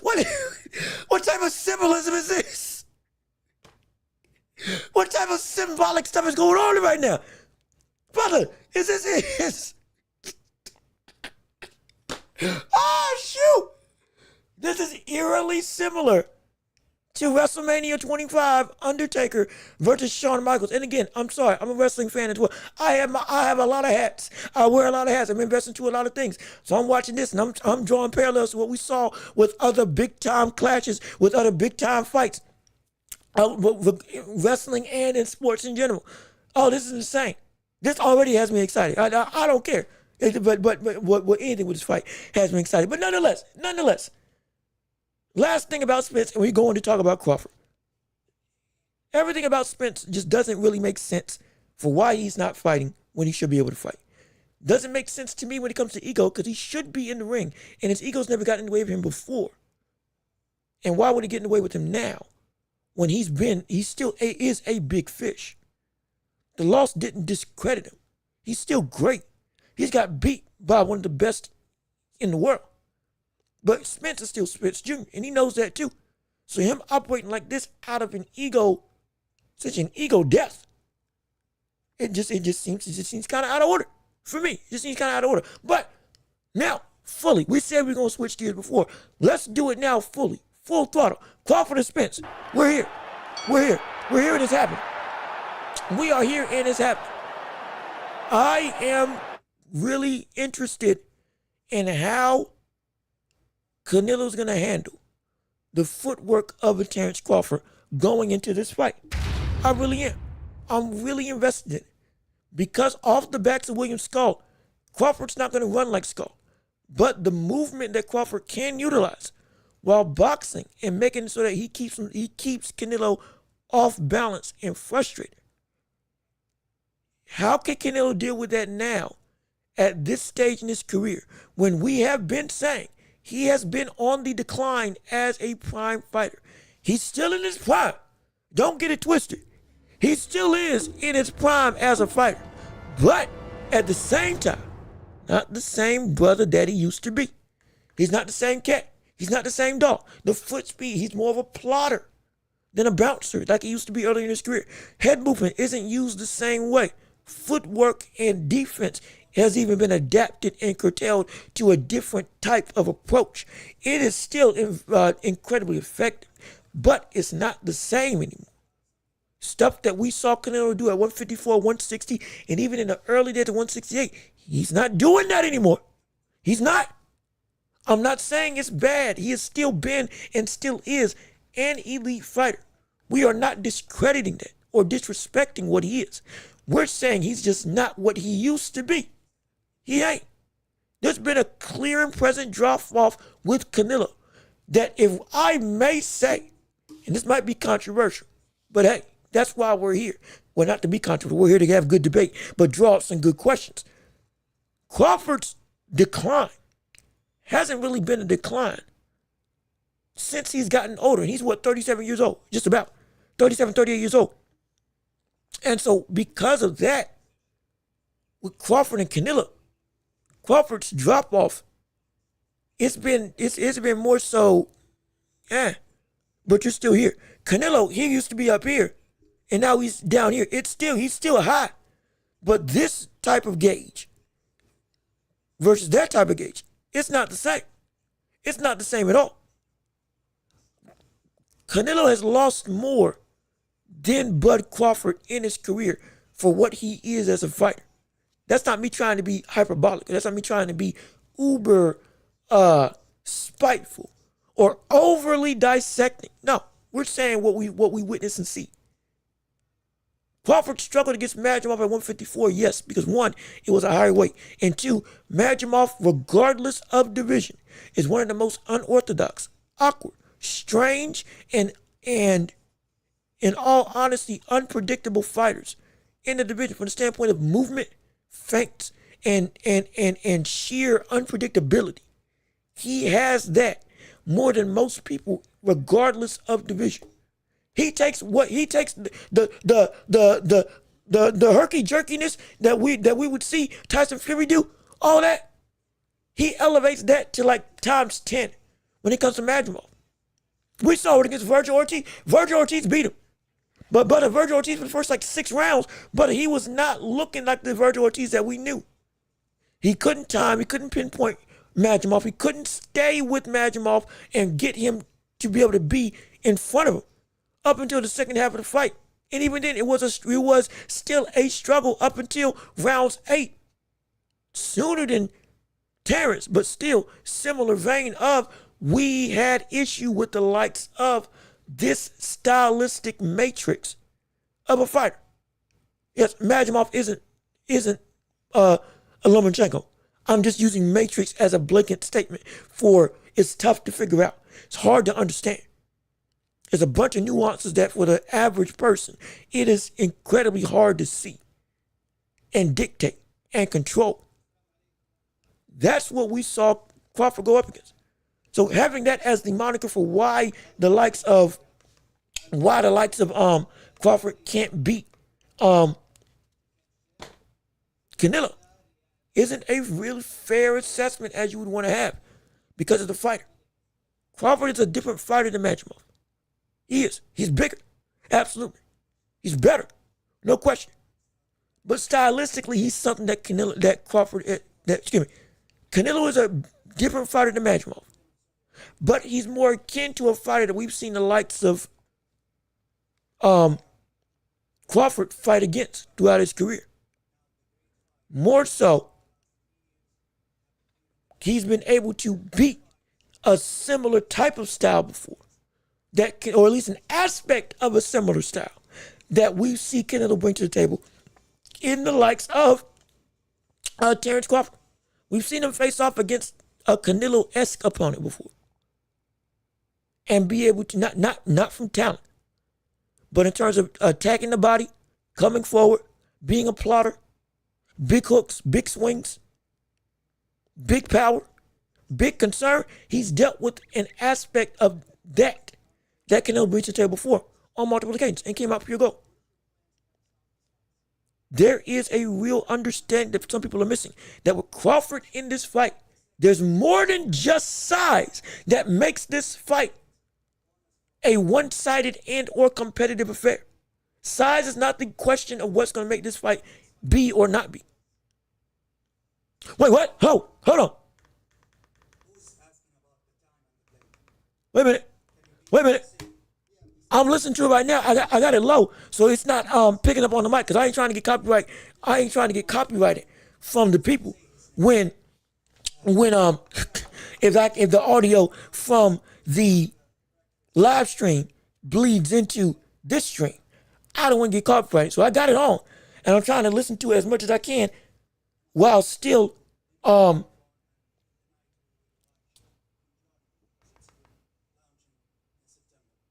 okay, so I gotta turn that just a little bit. Okay, there we go. Okay, all right, let me take my headphones off. Let me do it this way. Let me do it this way so I can hear better and still interact with you all. Because I didn't see that. But let me see. So he did announce a KO bonus to combat running. That's good. That's good. Hey. That's great.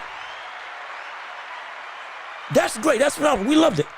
We want that. We need that. We gotta have that. That also bleeds into Shakur Stevenson. Hey, that bleeds into Shakur versus Zepeda. Not just with the ring, but also with potentially, this goes on all the cards, with the likes of Shakur versus Zepeda. Will that make Shakur want to engage even more? Whoa, there's a lot of questions coming on when it comes to now that this is real and the KO bonus is real. Oh, that's great. Oh, that's phenomenal. Maybe Spence gets a good comeback fight and can ponder the future after. After hearing about Norman's foe having memory loss, I say retire Spence after the fight, my man. Mad respect, bro. You're winning, and it's like, and again, I get it. Like, Jin Sasaki is an aspect of the danger, absolutely, and it can happen. But at the same time, Spence is a warrior. And Spence, we know, still can fight at an elite level. And we all understand that he can do that. He's been beating and breaking faces and bludgeoning opponents for his entire career. So he's been on the receiving, he's been the one dishing out that punishment all along. One fight on the receiving end doesn't, because it's Spence, I really don't think he shouldn't just stay out this long. And I think he should come back and can come back. And Spence, I think, understands himself, brother. He still thinks he's got more in the tank. I truly believe he thinks he's got more in the tank. He just has to go and commit to saying, all right, yeah, I'm back. But what that threshold is of when he will come back, that's on him. Full disclosure, that's on him. He'll know when he's ready. But from the outside looking in, I can't deny that there is an aspect of, we do feel that this, if any time was the appropriate time to say that you're ready, it feels like it's now.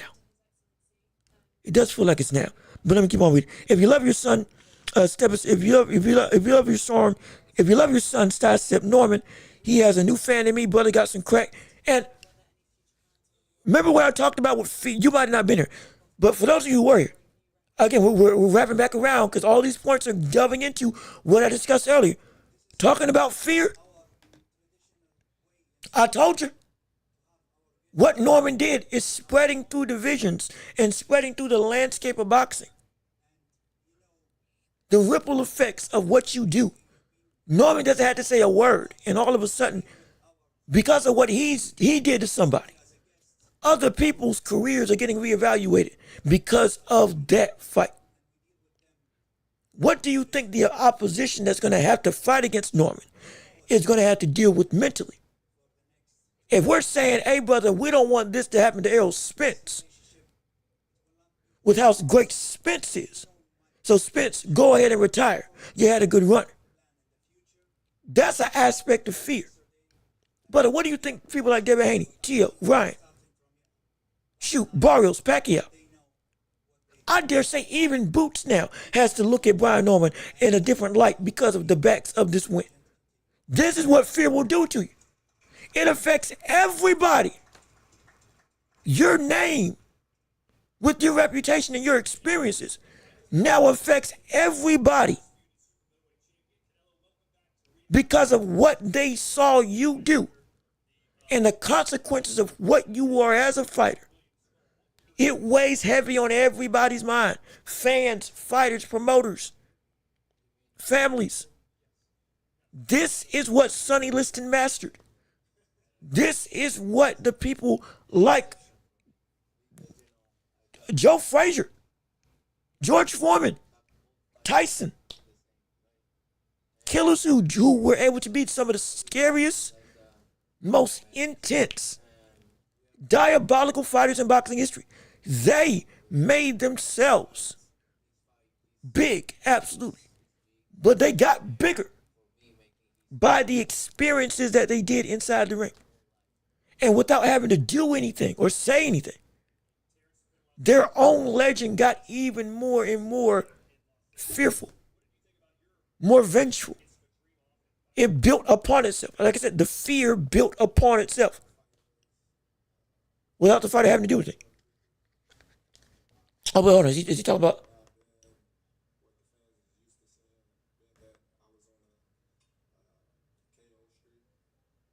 Oh, right now, Crawford's talking about the fight with Majimov.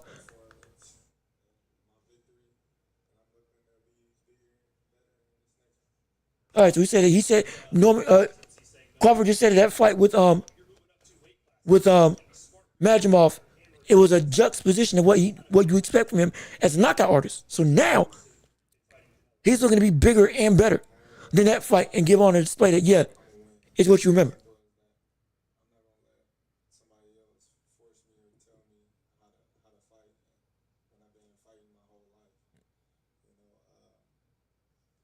So yeah, barbecue Paul back. Yeah, you ain't lying. I'm telling you, that's what he's dressed as. He's dressed as a repass. You know what he dressed at? He's dressed like the staff that gives out food to people at a wedding and or funeral. I guarantee you. I promise you. He dressed like the servers that go through and make the plates with the people, or got the gloves on with the cap on and going and giving to the people in line. He's dressed like he's dressed like a caterer. Now again, it doesn't look bad. I'm just saying it's just the contradiction in taste for dress for today between Canelo and Crawford. It's a literal night and day difference. So it's it's funny. I can't lie. It is funny. I can't lie. I can't lie about that. But it's, what was I going to say? Oh, Shakur. I did want to touch on Shakur. Let me see. Spence took a hard loss and has been taking fades, and he's been taking fades straight up. That's the thing. He's been taking fades straight up. He ain't ducked nobody. One loss when always in a cavalcade of, hey, I go to war every single time out. It just seems kind of out of character, at least for me. But again, he knows his body better than me. I can't say that he isn't doing the right thing. I can just say it seems like the time is now to come back. But as we wanted to touch on this whole card, now that we're seeing the likes of the KO bonus put into place 4 fights, at least with this fight on this card, If he applies that to the likes of Shakur versus Zepeda, it's like this could even further, I dare say, especially with that smaller ring, this could further hurt the aspect of Shakur. Because Shakur, again, is going to be forced into a fight where he can't. I'm sorry, Crawford and Canelo talking smack real quick. Hold on. Wait a minute.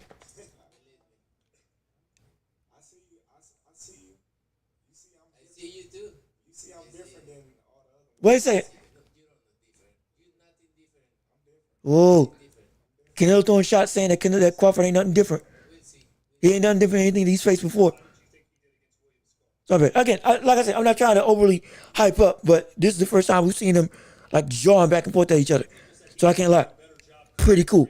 But back to Shakur. We did say we're going to talk about Shakur. Shakur, with this KO incentive to get bonuses for a knockout, if this also applies to his card as well, now that brings a question along with the smaller ring.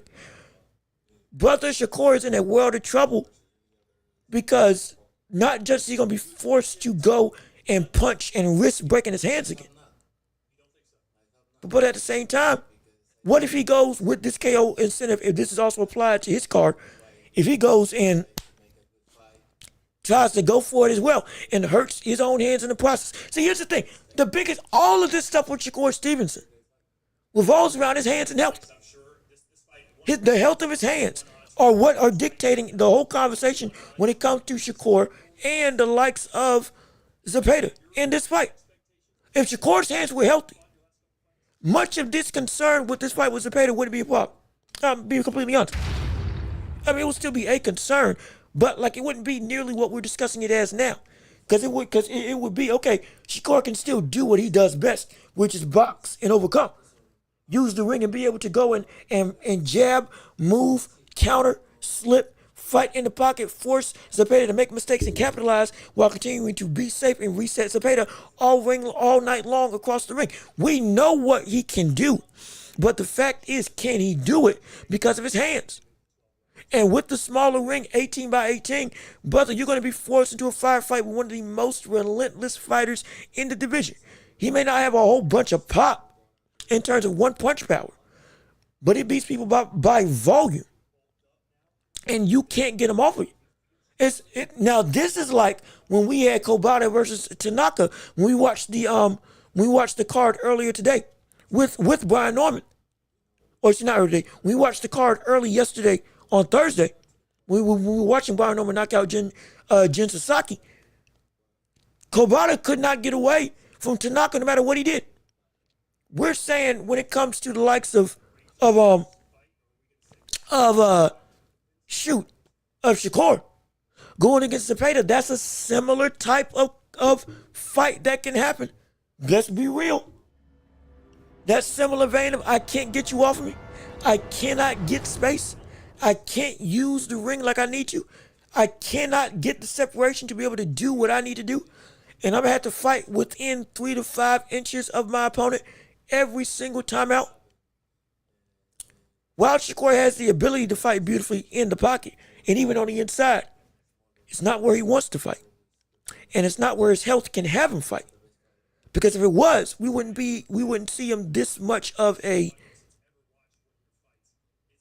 I don't want to call him pillow fisted. Because when he like I said, he put Padley down.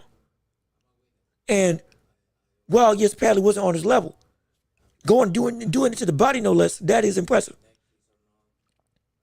It is still, there's a hesitation because of the health that Shakur is bringing to the table, that if he gets into this fight with Zepeda, we are all saying, hey man, what can you do? If the fight gets to a point where he breaks his hand early, what is he going to be able to do against the likes of Zepeda to win?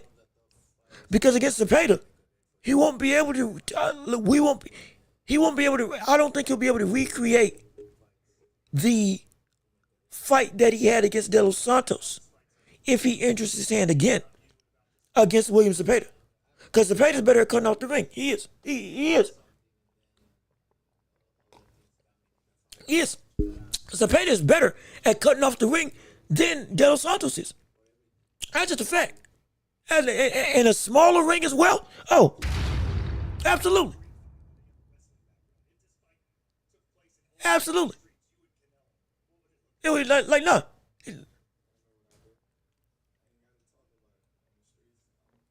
I'm trying to multitask and watch the press conference.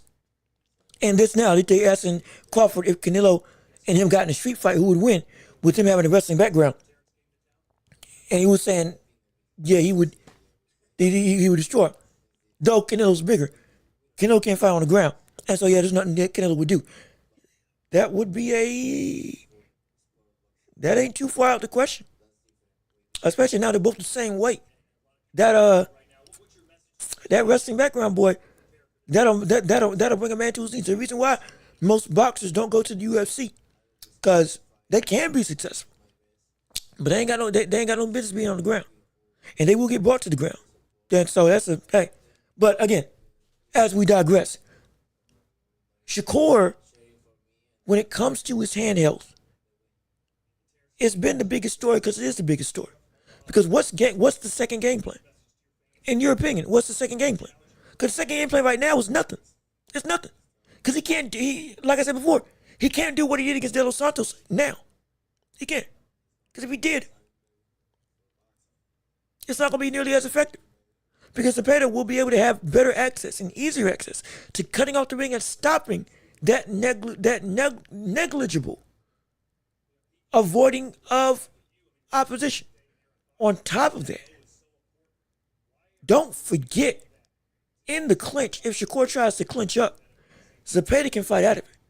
Zepeda can fight through the clinch. Zepeda, if Shakur tries to clinch up, Zepeda can go through and actively do work downstairs to the body and punch him as Shakur's trying to exit out. So it's a dangerous sentiment. It's an incredibly dangerous sentiment.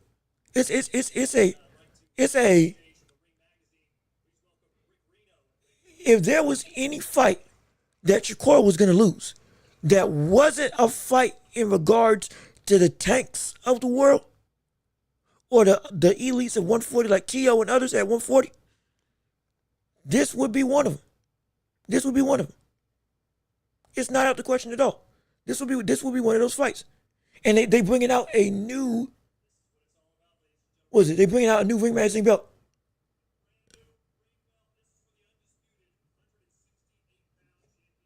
Yep, okay. Gosh, that's a big belt. That is a big belt. What the world?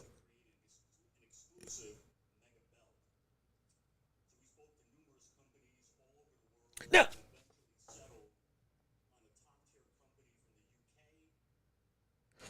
so, like, the belt don't look bad. The lineal title that they got made for this fight. I'm sorry, I'm watching the press conference.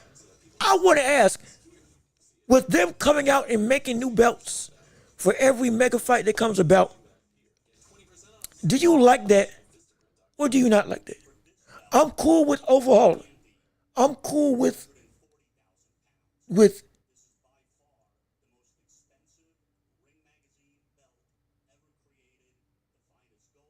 £140,000 that they paid for. Shoot. That's insane. But when we are, what was that? Oh yeah, do you all like the fact? And again, they might be going a little out there, deviating a little bit from what we normally discuss. But with these belts, do you all like them? Because I don't know if I like them continually making a new belt every time there is a big fight. Because to some degree, you want to hold the gold that got held by history, while it still is attached to history. The hardware is the hardware, at least in boxing, that's been passed down for years and years and years. And to some degree, then I have that as every design is going to be a new design. Every belt's going to be a new, fresh made belt for this one. Does it take away from the luster of the belt? The history? Oh, wait, hold on, time out, wait a minute. Hold on. They facing up against each other. Wait a minute. They face to face. Hold on, wait a second. Is it going to be a situation where neither of them stares back? Hey, they had to head with each other. And size-wise, I can't lie. Crawford might look bigger. Wait a minute. Hold on a second. Wait. Oh, shoot. Crawford done filled out. Crawford does not look like the smaller fighter. I'm dead serious. I'm not talking about it like with Charlo. I'm talking about with them staring down face to face right now. Nothing on anybody's head. Shoes same size and all. Brother. Crawford looks bigger. I'm so serious. Crawford looks bigger than Canelo. Wait a minute now. Hold on a second. Height-wise, they look somewhat the same. Canelo tipping his chin up a little bit more. So yeah, Crawford's maybe like an inch taller, but size-wise, they don't. I dare say Crawford may look like he at least shoulder-wise, but Crawford looks huge. I'm not gonna front. I'm not gonna front at all. Crawford looks huge for this fight. He looks massive for this fight. What the world? It didn't really hit me. Like let me rewind. It didn't really hit me up until that stare down. Yeah, I'm pulling up the freeze framing the thing right now. And again, for those of you just are listening over without the video on podcast or live, just in your phone, in your car, wherever you are, please go on and keep hitting the like. We love it. We want to appreciate it. We want to keep having conversations. So this is still the championship rounds. So whatever you all want to discuss, we can still discuss it right now. Absolutely. You all drive the show, no question. But looking at Crawford versus Canelo face to face right now, Crawford does not look nearly as outsized as I expected him to be. Though I knew, stock, he was going to be taller. But in terms of like physical width and just physique as a whole, Crawford, excuse me. I was not expecting him to be this much of a legitimate, like on your level, size-wise fighter from a muscle standpoint, from a power standpoint, from a physical advantage or disadvantage standpoint. This is not the mismatch I thought this was gonna be. Let me see if I can pull up a picture. Hopefully Ring Magazine has already updated their stuff and we can go and we can go and look at it face to face right now. Yeah. We can do it right now. Here, let me pull it up in picture for you, so you can see exactly what we're talking about. Right now, come here. Look, take a look at this. Take a good look at this. Can I full screen it? Yeah. Take a look at this.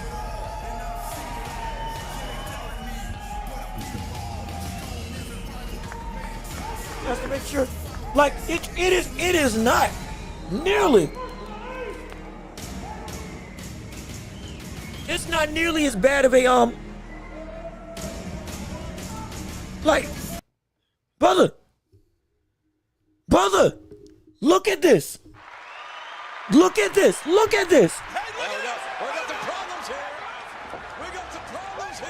I'm telling you. For those of you that are saying that the power standpoint is going to be way too much, this is not what we saw with Charlo. I'm telling you all, this is not what we saw with Jamal Charlo from the standpoint of he was taller, but he was not able to be anywhere of a physical threat. This brother, Crawford, looks like a physical threat to Canelo. More than Canelo, I think, is really giving him credit for. I'm so serious. I'm not trying to be somebody that's just leaning into hyperbolic stuff. Brother, this is real. This is real.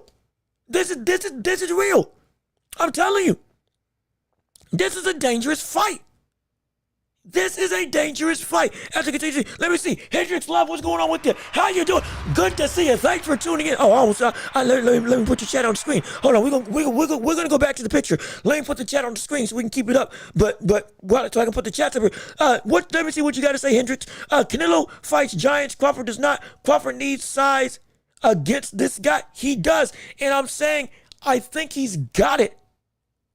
I'm not saying it's of the likes of the Smiths or Bebo, but I am saying if we're looking at, we're about to pull back up the picture, but if we're looking at it 1-to-1, it's not what we saw with Charlo from a power standpoint. It's not the same. It ain't the same from the disadvantage that we clearly saw Charlo have. This brings some new. Hey, but I'm telling you, he is not. Crawford is not a small brother in this fight. Let me see. Charlo was way bigger and still got bullied. Charlo was taller. Charlo was not bigger. I remember distinctly. When Canelo faced up to Charlo, Canelo looked like a tank. And Charlo looked taller. But he did not look like the bigger guy from the standpoint of size and power. This is a different comparison to that fight. This is a closer comparison than Charlo was to Canelo on that fight. Charlo didn't even come in at 168. He came in at like 163, 164. He was literally smaller than Canelo. Canelo was right at the 168. He was at the weight limit, 168 or 167.5. Charlo was like 165, 164. He was objectively smaller from a weight discrepancy. This does not look like that. This does not look like that at all. Let me see. DeBella, what's good with you? How you doing, Bella? Thanks for tuning into the show. Glad that you are here. Please leave a like on the stream if you have enjoyed the conversation. If you want to drum up more conversation, just to share this to the ethos of the boxing and just sports world in general. Because again, it's the championship rounds. This whole show is dedicated to you all driving the conversation and saying what's on your mind absolutely in regards to boxing and beyond. Not just with the Crawford fight. You can talk about Shakur, Devin Haney, Brian Owen Jr., Boots Ennis, Inouye, Usyk, don't matter, anybody and everybody. Lamont Boach versus Tank Davis. All of that can be discussed, as well as, hey, NBA, NFL, video games, movie, sports, whatever you want to discuss. We can have it out right now. This is you all show to control for this Friday's episode, which we do every Friday on this channel. But let me see what you all got to say. Let's see. Let's look at what happened the last time Canelo fought someone close to his height. Yeah, no. He beat him. He did beat him. Absolutely, he beat him. I'm not denying that. Now, also, Floyd Mayweather, he lost to Floyd. I'll say that. He did lose to Floyd. Floyd was at or potentially even smaller than him from a size standpoint, at least from a height standpoint. Size-wise, yeah, Canelo was always bigger than Floyd. But in terms of height-wise, I think Floyd was an inch smaller. I could be wrong. Regardless of which, he lost to Floyd. Understandable. Lost to Bebo. Understandable. Should have lost to Gennady Golovkin at least one time. The more I'm going back, and again, I'm still flip-flopping back and forth. He should have lost to Gennady Golovkin at least once in their trilogy. At least once, absolutely. But normally he handles people that are his size. I get that completely. It's just with this fight, we can't deny that there is a level of more level ground than we expect with this fight. When we look at them face to face now, with the physical aspect of this fight being the most dominant aspect of why people feel Canelo would win. I'm not saying this is it, Canelo's going to lose. I'm saying that now we have to reevaluate this. And we can't. I would be advised, or I would advise you, to not use the size discrepancy, or what we perceived as the size discrepancy, as the only thing that will dictate whether or not this fight's going to be one way or the other for Crawford or Canelo. Because I'm about to pull up the picture again, the freeze frame of what this face-off was, and I'm telling you, it's not as far off as we may believe when it comes to the size discrepancy. I'm still excited regardless, and I get you, it's not like Crawford is small. Yeah, see, that's the thing. Like, it's not like Crawford small. It's just I'm surprised at how big he really is going up against Canelo now, with them being literally face to face with no big jackets, with no big shirts, just straight up them against each other, face to face, staring each other down. This is the most This is the cleanest view of what Crawford looks like compared to Canelo since his year-long training to get up to 168. This is the cleanest view we've had. And this is sparking a lot of new conversation. Canelo was wearing baggy clothes. I mean, he was wearing baggy clothes, but still, normally, even with Canelo wearing baggy clothes, he still outclasses all of his opponents physically. You see the difference every single time, and it's still apparent, yeah, Crawford or Canelo he's still that tank going up against his opponent. There's still a disproportionate level of advantage in size and physical power. Normally we see that even with baggy clothes. Now, it's not as clear. It doesn't look as clear even. And so we got to give credit where credit is due. If you're making Canelo look in any way, shape, or form relatively close to you physically, from the standpoint of muscle mass, girth, and outright physical makeup, even if you're not exactly there, that speaks to something. It does. That's been the biggest detraction of everything that we've said about Crawford being able to beat Canelo. It's the fact that he'll just be way too small. Now, it's looking a lot closer than we may have expected. It's looking a lot closer than we may have expected. Again, and so you're saying Crawford wearing more fitted clothes, Canelo wearing baggy clothes, that's why it looks the way that it looks. Okay, fine. I'll capitulate to it. I'm not saying that you're wrong. I just really believe that I think this is, and again, because this is all we got. This is all we have until they take off the shirt and we see them full-blown boxing day before. This is what it looks like. I can only go off of what I see. Now, hopefully next press conference, both of them wear similar stuff so we can get an even more accurate thing. But this is just the most recent and the closest thing to a direct one-to-one comparison of the size difference with Crawford being just about fully complete in his training to move up to super middleweight and Canelo being Canelo. So I'm not saying it's perfect, but it's the cleanest look that we've had in this whole conversation. And so let me see LR Vlogs, what's good with you? How you doing? Thanks for tuning in to the show. Canelo, the best Irish fighter of all time. Is he Irish? Is he Irish and Mexican? He might be. Is he Irish? That's actually a good question. Wait, hold on. Does he got some Irish blood in him? Wait a second. Hold on a minute. Is this news to me? I know he got the red hair. I do, but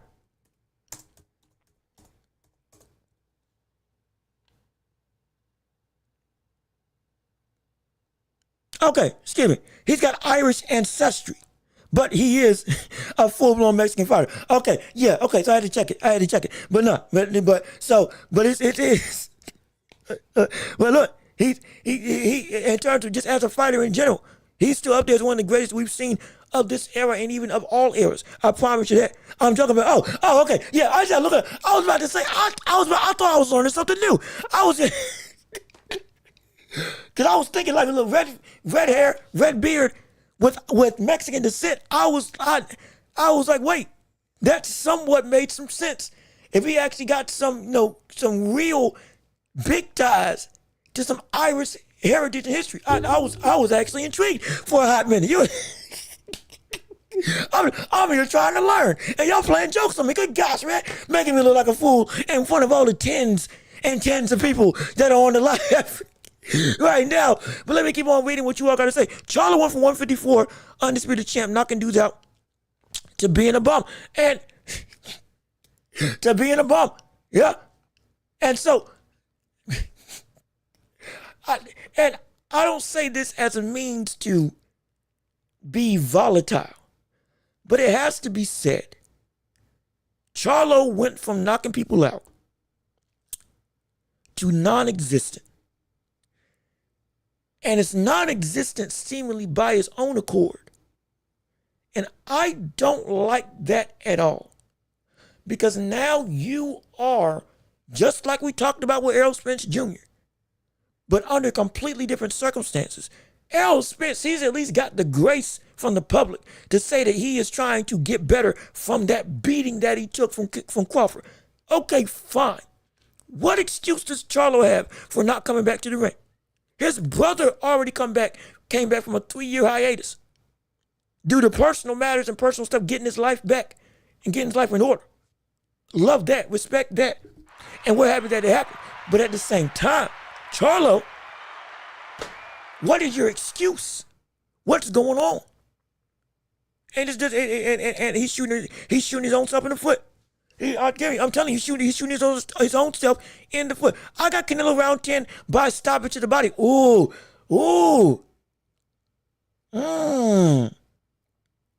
So you think he's going to be able to stop him going downstairs? Now, he is one of the premier body snatchers in all of the sport. This buddy is a absolute behemoth when it comes to his ability to attack the body.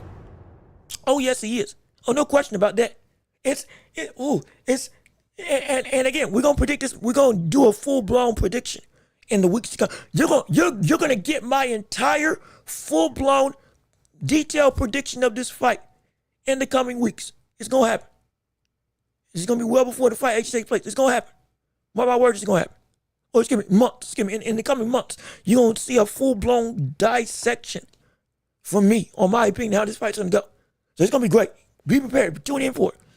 But I am just the body attack with Canelo right now. It's dangerous, but that is one of the main ways that he can be countered. It's just the fact that nobody wants to counter him going there. That's the issue. Let me see who I got winning. I have Canelo winning. I do. Full disclaimer, I got Canelo winning. I do. It's something in the back of my mind. Something in the back of my mind is telling me. Something in the back of my mind is telling me that something's going to come about. That Crawford, he can get this. I'm telling you, he can get it. Something's eating away, saying that he can get this. Something about this matchup keeps egging me on to say that Crawford, I should pick Crawford. Something's telling me. I got Canelo. He's got IQ on the level of Crawford. He's got the power, the size. He still is one of the smartest fighters in all of boxing. You don't get to win at light heavyweight and knock out Kovalev and not be without a level of IQ. And it wasn't just physical power. You don't run through 168 as an undersized fighter with just physical power. You don't go from 154 to 160 to 168 and not to be a multi-division champion, but become undisputed in both without a level of real IQ and incredible boxing instincts. He is one of the smartest fighters in the world, just like Crawford. These two are at each other's level from a talent perspective. They are. Don't get it twisted. They are. They definitely are. You can have an argument of whether or not Crawford is better than Canelo. Absolutely. Crawford being the third best boxer in the world, I would say that Crawford is better. But at the same time, from a talent perspective, I think Crawford's a smarter fighter. And at this stage in his career, a better Swiss Army knife of a fighter. But Canelo, with the power and the IQ that he brings, matches up with that perfectly. So there's people saying, but it's a toss-up.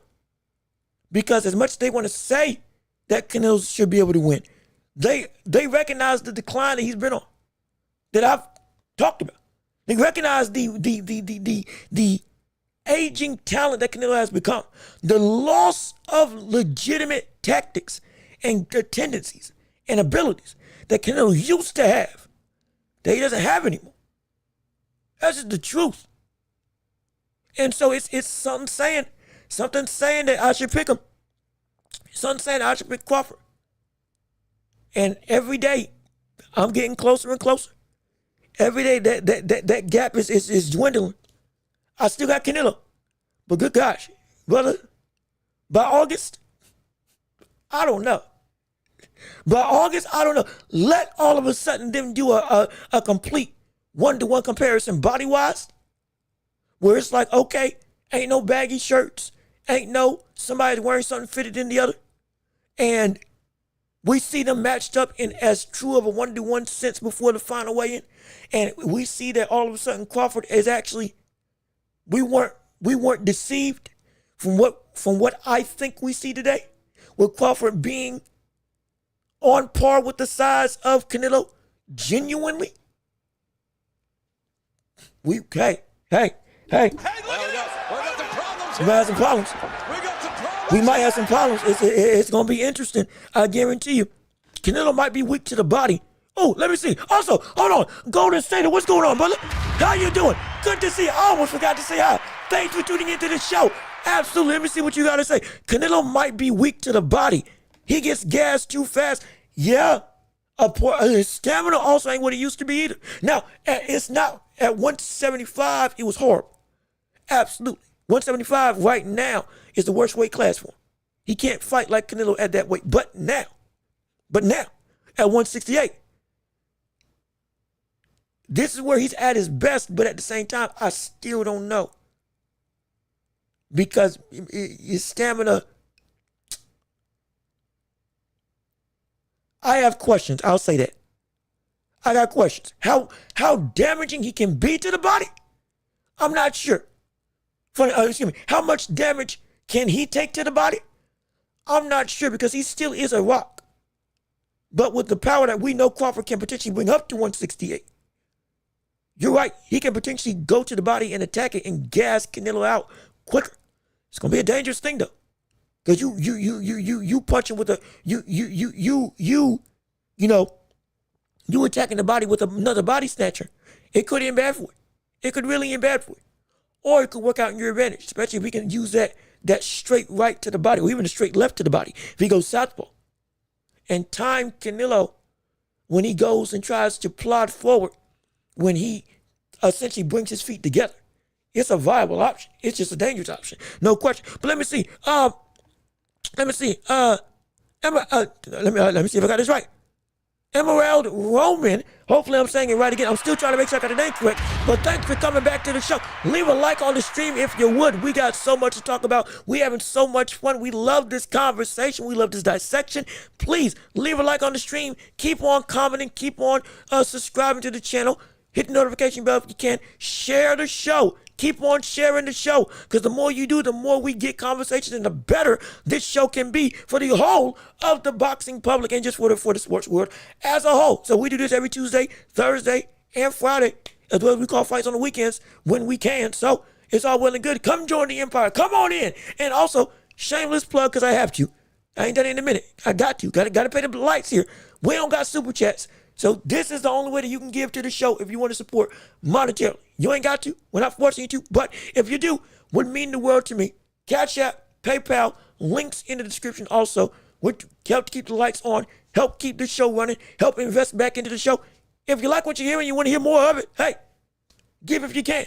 Whatever amount will do. We just appreciate it nonetheless, and we're going to continue to give you the valued entertainment to make it just worth your while and wanting to stay on with what we got going on right here. Let me see. Edwin, I almost forgot to read the thing. I almost got to read the chat. Let me see. Canelo going to get a boxing lesson worse than the one Floyd gave him. Hey now, oh, shoot. Oh, Lord. The skill of Canelo, or excuse me, the skill of Crawford could be the thing that indeed turns this entire tide beyond just the weight discrepancy, beyond just what I'm seeing. And again, let me pull up the picture right now for those of you who are just tuning in. Beyond, no, that ain't it. Doggone it. Yep, yeah, I'm not ashamed. I looked up whether or not he was actually Irish, because I was trying to. I actually got fooled for a minute. But this is the picture of them face to face with each other, so you can get a full blown, apropos look at them matched up as closely as we've seen up until this point. Yes, Canelo's wearing, baggy shirt. Crawford wearing a tight shirt. I get it. But this is how they match up right now. When we look at this, we have to also understand, on top of what I'm seeing as of right now, with Crawford potentially being able to match the physical strength, or at least the physical size, of Canelo. Along with Crawford being one of the better pound-for-pound strength fighters in the world. Genuine. The IQ and the boxing ability of Crawford can give Canelo trouble in avenues that Canelo hates, like with being able to use the ring and move. Being elusive, Crawford can do that. Crawford loves being a dog. He'll love to fight, but at the same time, this cat also very much loves to go to war. He won't just go and fight Canelo. This man's got the genuine ability to outbox his buddy. Now, it's going to be more difficult. Because like I said earlier, Canelo, after Floyd, learned and grew and has evolved into the best version of him as a smart fighter. That still doesn't mean that what we know Crawford is as one of the best in the world. That he couldn't come through and turn this fight into a master class that Canelo can still keep up with. But brother, it's going to be tough for him to outbox with. Genuine. I'm so serious. Especially with the more condensed version of Canelo that we see now from what he uses as his game plan. As a plotter, as a come forward fighter, as more of a not as nuanced offensive array that he has whittled down in his career. He still is a phenomenal fighter. It's just he doesn't have access to the same things that he used to have at 154, at 160, and at the early days of 168. Before moving up to 175, the second time against Bevo, he's not the same guy.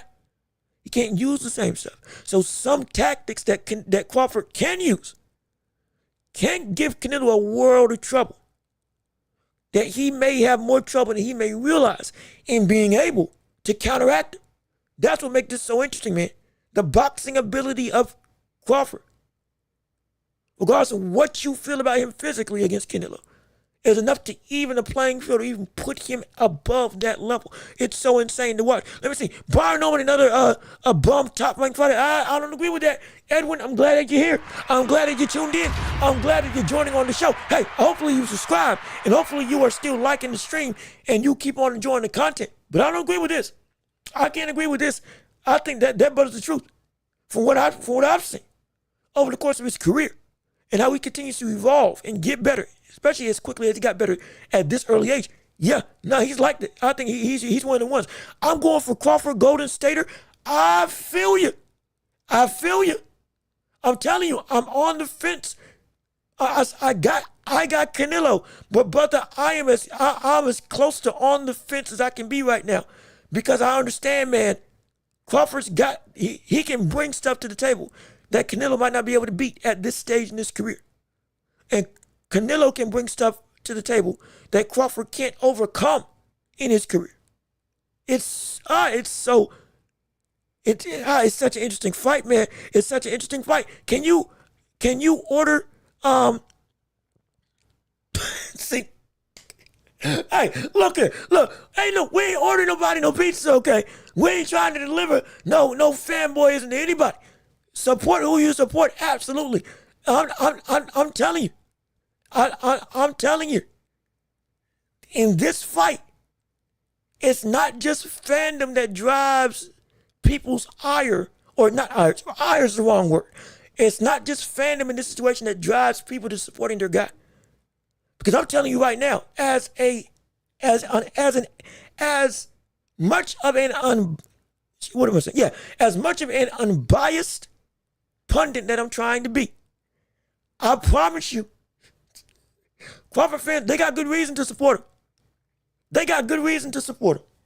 And Canelo fans, brother, they got great reason to support him too. It's just, there's nobody else I can think of in this era in boxing around that could get up to this level with Canelo and actually take him out, coming down or coming up from where Crawford's coming up from. Then Crawford. There's nobody else I can see doing it. So it's like, I get it. But look, hey, at this point, support how you support. You ain't gonna get me riding one side or the other in terms of trying to coddle. But I'm gonna give you what I think is real. You might not like the pizza I serve, but hey, brother, it's the best I can make. I'm telling you. It's just, oh Lord, oh Lord, we here, man. We love it. This is the type of conversation that we love because this is what the sports war is all about. This is what the prospect of an upset is what is so tantalizing about this fight. We're witnessing what would be one of the greatest. You could argue this would be one of the greatest 5 wins in boxing history. There's a real argument. This is one of the greatest 5 wins that we've ever seen in boxing history. If Crawford can pull this off. And if Canelo pulls this off, it further cements the greatness of him as an all-time great fighter. It does. Now the only road after Crawford, if he beats, or if Canelo beats Crawford, is Benavidez. And we want to see that. That's the thing. All roads lead to elevation with the results of this fight. And I can't wait for it. Crawford got Mayweather IQ. I think he can figure it out. That's the thing. That's the thing. I'm not saying he's of the caliber of Mayweather as a thinking fighter, but he is. But he's one of them ones. He's one of them ones. He ain't just a machine of a man that can punch with the best of them. But that mind of his is a computer. The mind of Crawford is a computer. It is a supercomputer. It is a dissecting force. Sean Porter said it best, but normally against anybody I fight against, I feel like in some way, shape, or form, I can take control. Against Crawford, Sean Porter said this, I never felt I was in control. For the entirety of the fight, I never felt I was in control. He knew what I was going to do before I did it. And if I did something that he didn't know I was going to do, he would then counter immediately and put me back in a mode of high alert. I never felt comfortable the entirety of the fight. That's Sean Porter talking. Sean Porter ain't even say that about Errol Spence Jr. when Errol Spence beat him. Like we're dealing with the monster. I'm telling you, we're dealing with the monster. Crawford ain't what you're right. Vlogs, you're right. Crawford is not Mayweather.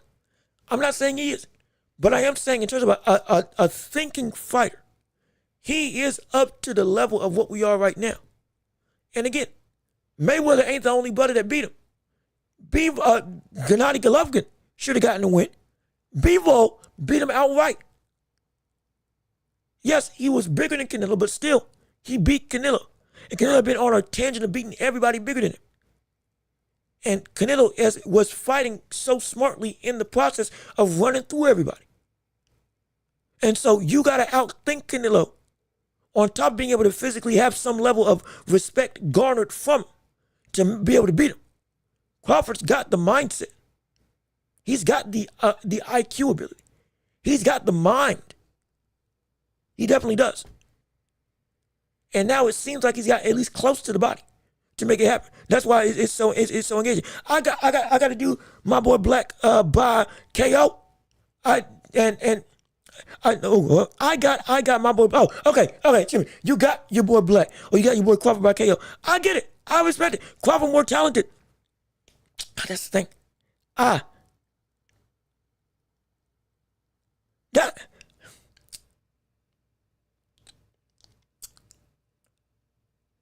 Shoot, man. This is what I've been wrestling with. Is Crawford more talented than Canelo? And if so, by how much? Because they're both insane. They are both insane talented fighters. Shoot. You know what? Crawford got more tools. Absolutely. Crawford got more tools in his belt.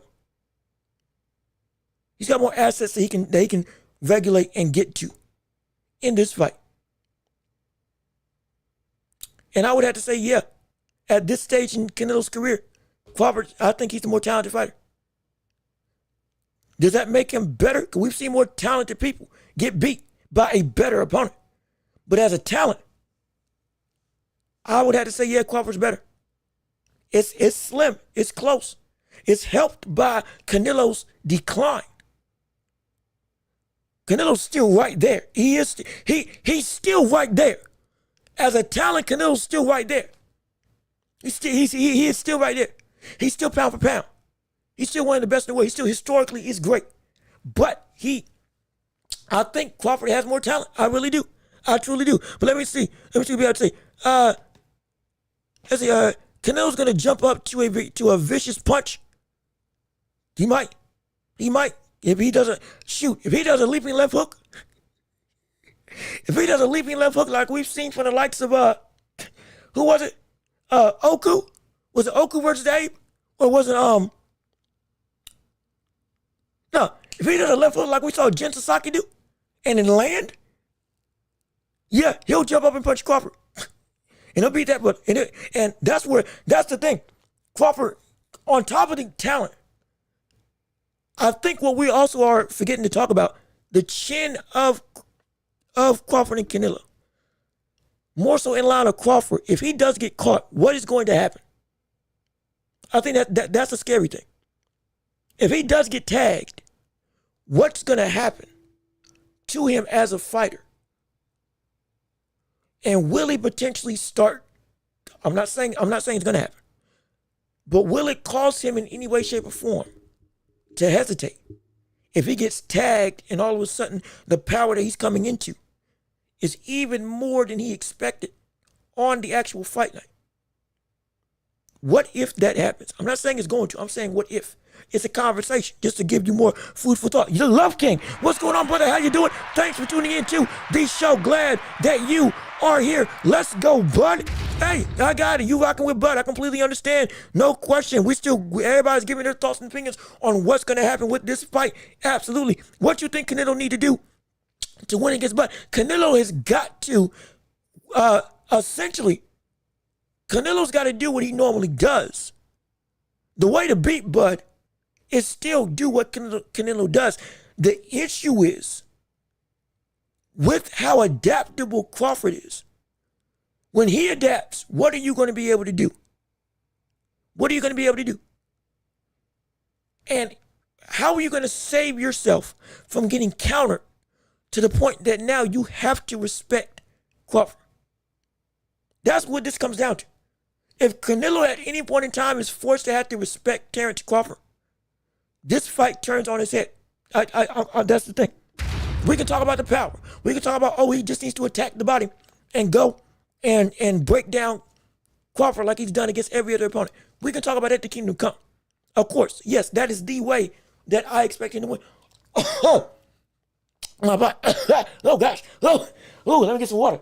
Hold on. Oh, Lord. Let me stay hydrated. But that's the way that he can win. Absolutely. But if he can't let himself get countered. He can't let himself get countered so consistently. Like what we saw with Errol Spence against Crawford. He can't let that happen. If that happens, oh gosh. Oh no. Oh my goodness. Oh. Hey. Oh Lord. We got some problems here. This fight turns on his head in a heartbeat. And like I said, we're going to have a full-blown entire breakdown later. We will. Right now, we're just talking through, getting points out, looking to see what the public has to offer, and hitting on stuff when it comes up. We're going to have a full-blown dissection of this later on. Mark my words, it's going to happen. I promise you that. But let me keep on reading through so we don't miss nobody. Crawford ain't no 36-year-old Floyd. You right. You all right. You right. Bud couldn't hurt Madrimov at 154 when he moved up and struggled. That's what makes you think he'll beat Canelo going up 2 weight classes, or excuse me. I'm sorry. He struggled against Madrimov at 54 when he moved up and struggled. What makes you think he can beat Canelo going up 2 weight classes? And we've said this before, but Crawford versus Madrimov is a completely different fight from Crawford versus Canelo, because Canelo is objectively not as hard to figure out as Madrimov. Virgil Ortiz had trouble against Madrimov. Are we gonna say that, but ain't still ain't a killer? Are we gonna say that? Oh man, he struggled to track down with the footwork of Madrimov when Virgil Ortiz fought against him. All of a sudden, he can't do good work against Boots. What makes you think he has any good chance against Boots? It's still Virgil Ortiz, brother. Or even better, Boots struggled against Sugar John twice. And you mean all of a sudden now, what makes you think he can really fight against a mover? What makes you think him fighting against Caleb Plant? Oh, Boost wouldn't be able to do a doggone thing. If he struggled against the likes of Sugar John, what's going to happen when he fights Caleb Plant? Or a mover of the like that is elite? Stylistically, and I said this before, stylistically, Magomov is one of the hardest fighters to figure out because of the way he fights. It is always so unpredictable. Every movement is a literal feint. He does not stop bobbing in and out, up and down, left and right for the entirety of the fight. There's not a fighter that hasn't struggled against Magomov, and he got some respectable pop. Canelo does not do that in the slightest. Canelo does not do that. He hasn't done that since 154. He hasn't feinted like Magomov since 154 or early days of 160. I'm not saying he doesn't, but brother, he ain't, like, this ain't that. This ain't that at all. This ain't disrespect to Magomov, but stylistically, we know Magomov is a tougher opponent to figure out than Canelo.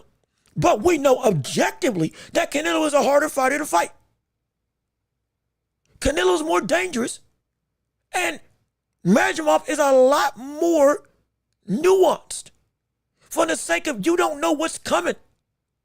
Because everything, he's literally selling everything that he goes to. This brother will move backwards and still feint. I've seen this brother feint while sitting down in the corner. This brother, brother, Magomov was feinting his coach if he could. This cat would feint the ref if he could. Because he just never stops. So you legitimately cannot read that brother until his footwork gets tired. Magomov went through the same thing, and Crawford did the same thing. Magomov, because of his size and, again, more durable nature, was able to go through, and because he's been settled at 154, was able to go through and actually have some level of success earlier than Crawford. Crawford won the fight in the last 2 rounds when he fully took control in rounds rounds 11 and 12. But the beginning of the end started in round 10 when Magomov officially and fully started to stop bouncing. We covered this whole fight. You can go look at it early in the channel. We covered the whole thing. We went through the whole thing. That's what happened. That is exactly what happened. And once Magomov had to become a plotter, all of a sudden, Crawford was having a lot more success. All of a sudden, it turned into an infighting war. And Crawford was landing better short hooks, uppercuts, straights, countering, walking down Magomov, forcing Magomov to back up, pushing Magomov back at one point. Because now he got control because that movement stopped. Canelo's not a mover. Canelo's not a bouncer. Canelo is a plotter. I don't say it in a bad way, but he is a plotter. He is not as hard to read and react to. From the standpoint of stylistically, he is not so volatile and all over the place that you just don't know what's coming. So yes, Crawford can beat him. Because if he was able to handle Magomov, Canelo ain't Magomov. Thank the Lord. If Canelo was Magomov, if Canelo did what Magomov was doing now, brother, I would not give Crawford a shot. I wouldn't give Crawford. If Canelo had all of his talent and was also feigning and being so hard to read as the likes of Magomov, brother, I dare say even B-Ball wouldn't have beaten that cat at 140, at 175. Because that is a hard brother to read. You don't have any level of comfort. You couldn't do it. Are you kidding me? That'd be insane. That would be preposterous. Oh my gosh, that would be preposterous. Thank gosh Canelo doesn't fight like Magomov. Thank goodness. Thank the Lord he doesn't fight like that. Oh my gosh, that would be absolutely terrible. That'd be hard for anybody. That would be so bad for anybody to have to fight against. Oh my gosh, that would be ridiculous. Let me see. Victor Milan, what's good with you? Thanks for tuning into the show. How are you doing? Canelo TKO in round 6. I respect it. We got a lot of people picking Canelo. Understandable. We got a whole bunch of people picking Canelo. I respect it. I love to see the reasoning. I love to see the predictions. We all love this conversation. Andre, what was it? Let me say, Andre Valadares. Is it Valadares? Valadares. I think it's Valadares. If I'm saying it incorrectly, I'm so sorry. But Andre Valadares, what's going on with it? How you doing? Thanks for tuning in. I do apologize if I missaid your name. But let me see. Amir Khan said in an interview that Crawford was way harder to hit than Canelo. Oh wow. Wow. Really? Really? Oh shoot. Wait a minute. Hold on now. That throws a whole new wrench in the system. Wait a second. I didn't see that. I didn't know he said that. I knew Crawford fought Khan. I knew Canelo fought Khan. Of course, Canelo knocked him out. Crawford beats him absolutely. I didn't know that he had said that Crawford was harder to hit than Canelo. Ooh, that brings my point of countering into an even bigger stratosphere. Hey, look at this. We got the problems here. That brings it into an that's a bigger stratosphere now. Oh my gosh. If Amir Khan, the fastest hands in the land at one point in time, is saying that Crawford was harder to hit than Canelo, brother, oh shoot, oh my gosh. That means that there's going to be some monstrous counter windows that Crawford can take advantage of. And the thing that people don't talk about with Crawford, his ability to counter, is so detrimental, it's so diabolical, it's so insane, it's so egregious, it's so incredibly scary that even if you say he ain't got enough power, but he's got enough power that if he counters you for 3 straight rounds, all of a sudden you feeling the effects. He's got that. And all of a sudden you scared to throw. He's got that much power at least.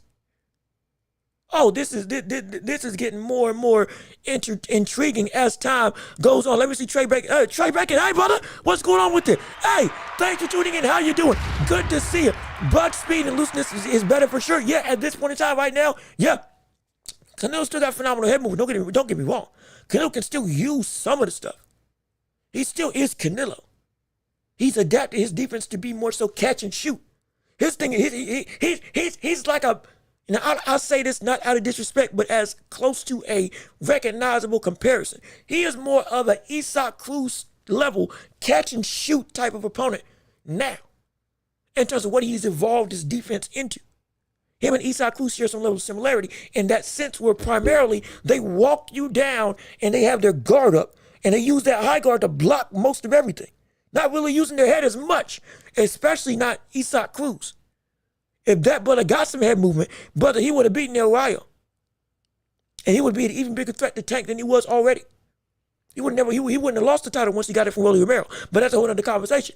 With that high guard and Canelo, that's how he goes through and walks down his opponent.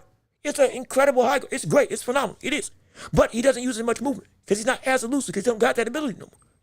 The head movement, the anticipation, getting out the way of shots, turning his head and all that slick stuff like he did against Danny Jacobs, like he had done against Arizona and Lara and other opponents, though he struggled against Lara. All this is true. All this is real and all of this is valid. All those are aspects of his game that he can use. But it's not what he's got right now. It's not what he's got right now. That's the issue. That's the problem. That is the issue. He ain't got that same ability now.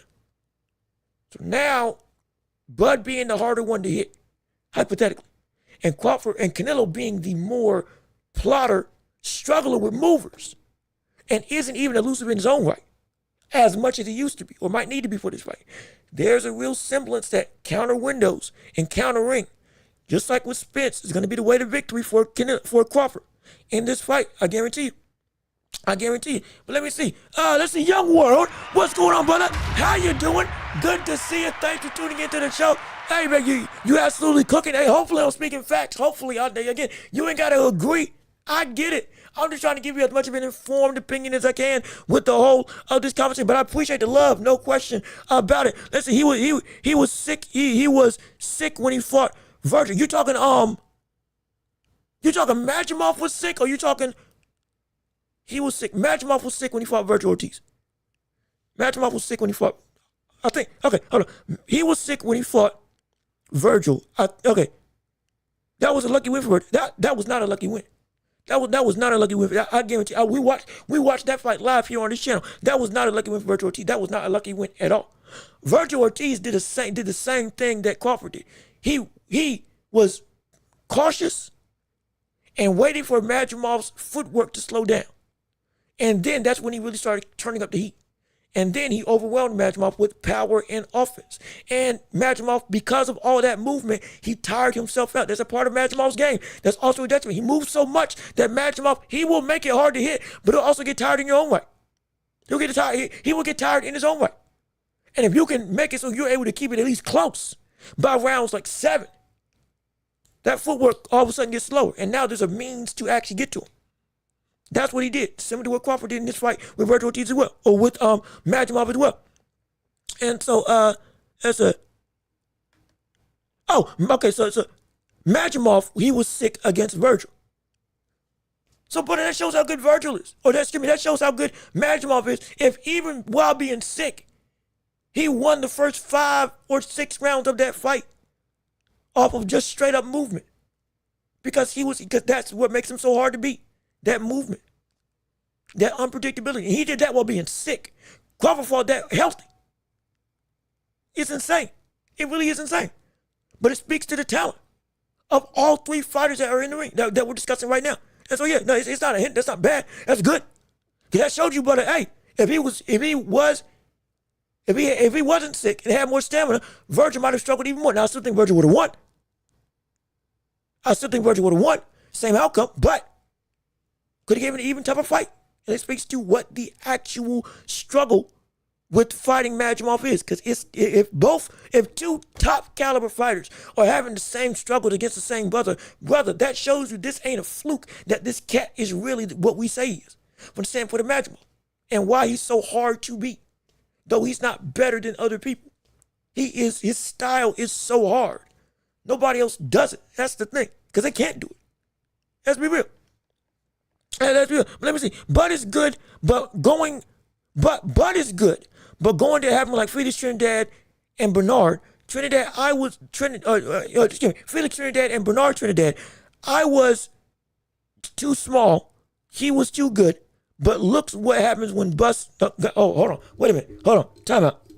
Wait a minute. Let me redo that again. Andre, I see you. I'm about to read your comment. Let me read this again so I can make sure I got it right. Bud is good, but going to happen like Felix Trinidad and Bernard. Trinidad, I was too small. I was too small. He was good, but look what happened. Bus going to get knocked out. Bud going to get knocked out. Look, I'm not saying that can't happen. I'm not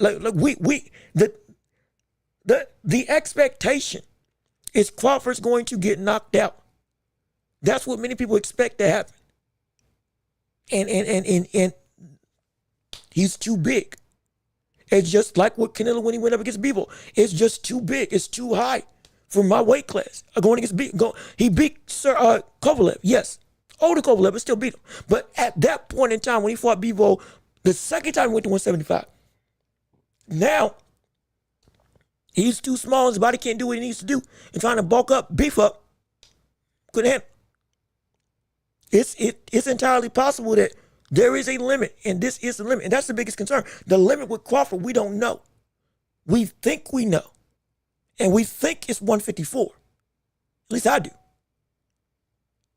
But if he can fight like he fights without any drawbacks of the added weight, and if the added weight helps him to be even better, great. But there's a situation where, brother, you may have just bitten off more than you can chew.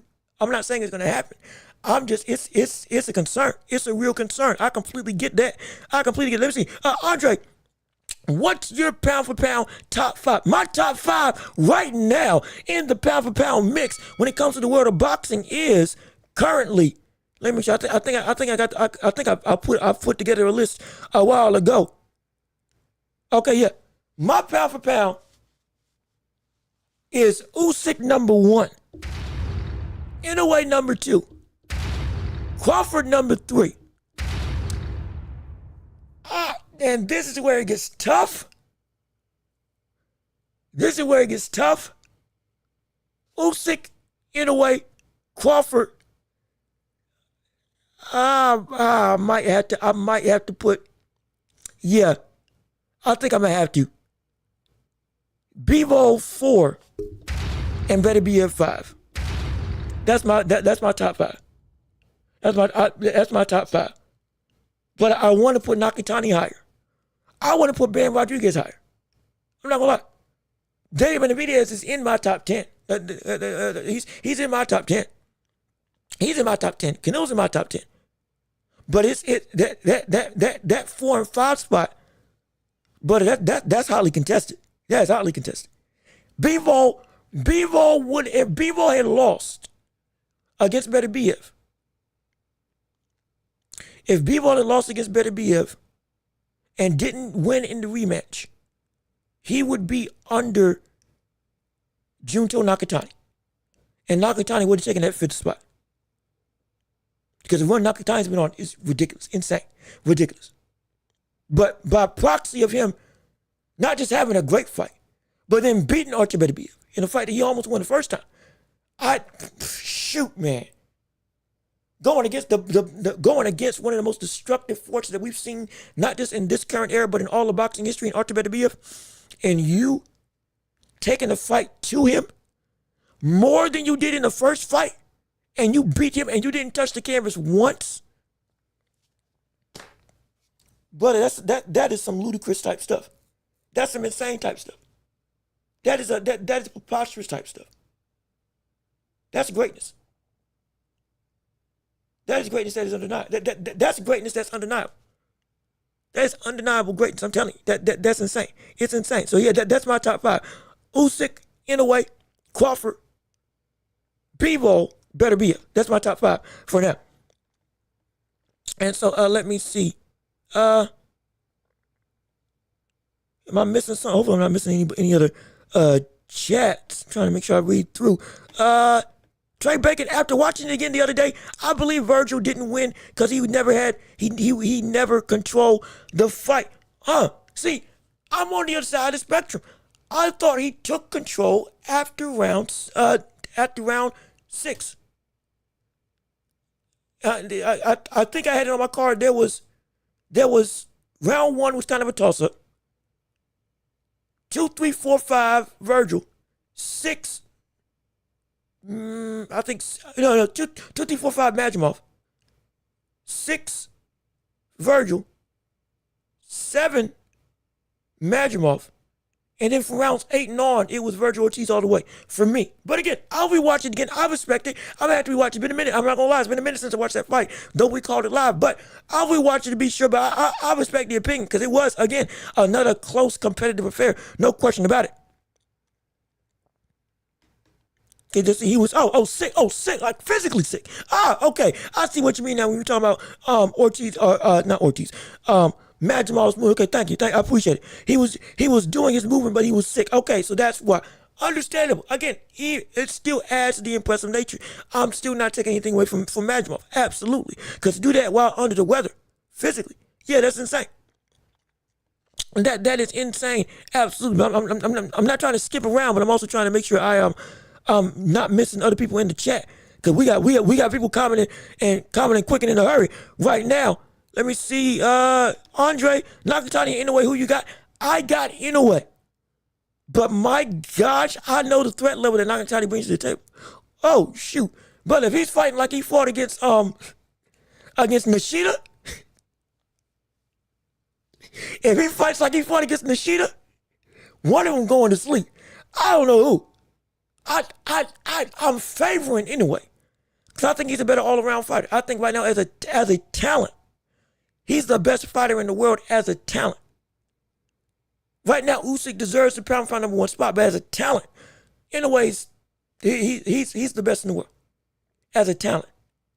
Everything that you bring to the table, I don't see anybody better. I don't. And I've looked, but I've compared him to Roy Jones Jr. That's how great he is. I've said that if he wanted to, he could do what Pacquiao did and go 8 divisions if he really wanted to. He's going to go up to 126, and that's going to be where he stops. But if he wanted to, he got the ability. My gosh, or at least to 140, he could do that. He's that great. He's that great. He is one of he is arguably the defining fighter of this era in boxing, alongside Canelo and Crawford. And he's done some stuff that it's ludicrous work. Every fight's a championship fight. Undisputed 2 times. Multiple weight division champion. Beating legends and people in their prime top to bottom. From the top of the list on down. In every division. He's an anomaly. He's my favorite fighter. He's my second favorite fighter behind the likes of Joe Frazier. And I can't believe I got to witness it. So I got Inoue fighting and winning against Nakatani. But brother, Nakatani's going to bring a fire that I don't think Inoue's seen before. That is going to be so fun to watch. Oh, I can't wait for it. Oh, I can't wait. It needs to happen today. And I hope it happens today. I wish it happens today. That's not going to happen. Canelo is going to get stopped, bro. Canelo's going to get stopped. If Canelo gets the stoppage, I mean that's what I would expect to happen with Canelo getting the stoppage if it's the best course of action for winning. Let's see, $500 Canelo will get the stoppage. Hey, if you're gonna put money on it, put money. Sadly, I ain't got a MyBookie or a DraftKings or anything that you can use to click the link. And if you're gonna bet, I ain't got no sponsorship yet to be able to do that. If you want to, again, I'm not condoning betting. If you are gonna bet responsibly. Please don't put yourself in a hole. My gosh, because I need you all to give to this show. Absolutely. All joke, but please do. If you choose to, please do it responsibly. My gosh, I do not want to see anybody saying I went broke because I got upset because Crawford beat him. And I don't need that on my head. Please, my goodness. But I understand it, absolutely. Virgil versus Sanders, that's a fight we got to see. That would be a good fight. That'd be a good fight. That'd be a great fight. That'd be a phenomenal fight. I would love to see that fight. I would love to see that fight if it happened. Hopefully it does. But shoot, the biggest op for Virgil right now is indeed Boots Ennis at this point in time. It still is. Now that Boots is moving, seemingly confirmed to be moving back up to 154 officially now. So hey, if that does happen, that's op number 1 that I want to see Virgil fight against. Afterwards, then sure, the rest of the company, rematch with Bochuk, sure, absolutely, and all that stuff. Bakram, Tim Tszyu, sure, but Virgil versus Boots, that's my number 1 matchup that I want to see. If it can happen next, that's my magnum opus for that division right now. But let me see. I think Benavidez beat Bivol and Canelo easy work. Wow. Okay. Easy work, you say? Easy work. Easy, Victor, that's some bold sentiments. Now, I get why you feel that way. I don't think it would be easy work. If I'm being completely honest, he beats Canelo easier than he beats the likes of Bivol or Beterbiev. I'm being so serious. If he was going to beat any of those 3, Canelo at this stage in his career would be the easiest one. If he was going to beat him. That sounds insane. But I have been saying for years that Canelo should have fought Benavidez when he was still at 168. Because I told you all years ago, Benavidez, the longer Canelo doesn't fight you, the more likely I'm going to pick you to beat him. Because you're getting better. You're getting better to a point that you're getting to a point you can counter the stuff that that Canelo would be able to use to beat you if he got in the ring with you. Now, you evolved to a better fighter than we've ever seen before. You are a better fighter now than you were at 168 pounds. Now that you're at 175.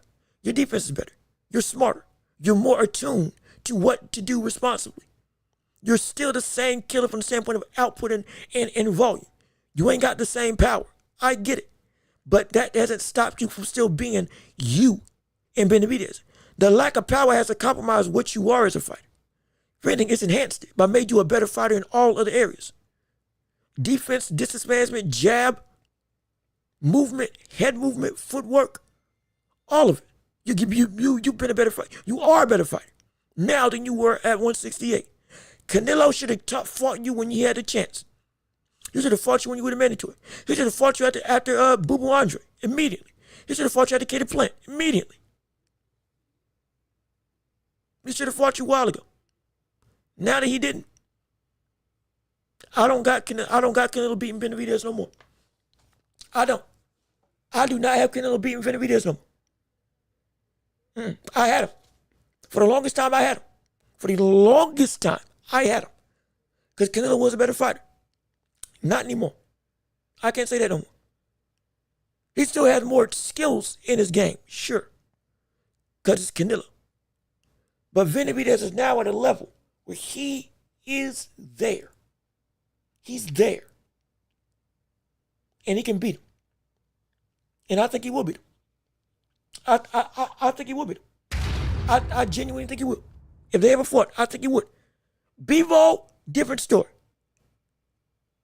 If it's between Bivol and Beterbiev, if it's between Bivol and Beterbiev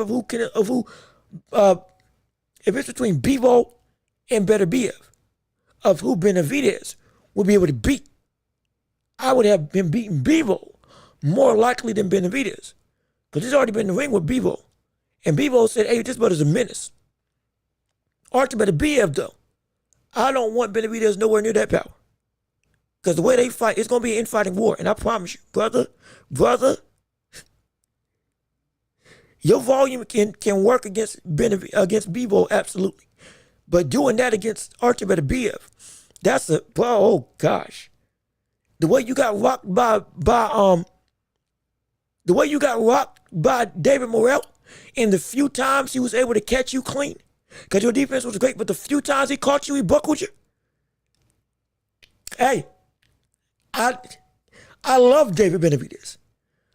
I also know there's some things that might be more than he can chew. This might be one of them with Beterbiev if he fought against him. But again, it's interesting. It really is interesting. But let me see. If Naoya would fight the first 6 rounds technically, and the last 6 rounds to go for the kill, like with Fulton, then I got him against anyone. But his samurai spirit makes him come too fast and risky. It's more than that. But he's got inspiration from the Mexican warriors. The Oscar Valdez's of the world, the Zapatas, all of them. He grew up watching Mexican boxing. Julio Cesar Chavez, and all of his fights. His dad sat him down watching all of those Hispanic and Mexican legends fighting against each other, studying tape, studying film. That is what got him into this sport. And those are the people that he studied. It's more than just a samurai spirit. Brother, it's a proxy of that Mexican warrior mentality. That he wants to go for broke. He wants to do it. If he wants to be the man to put you out. He wants you to knock him down so he can show you just how great I am. That's what he does. It's ridiculous.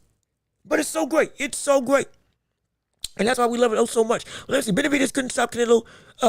Leftovers Caleb Plant. Benavidez hasn't had a KO at 75. Canelo has knocked out someone at 75. Benavidez is an email champ.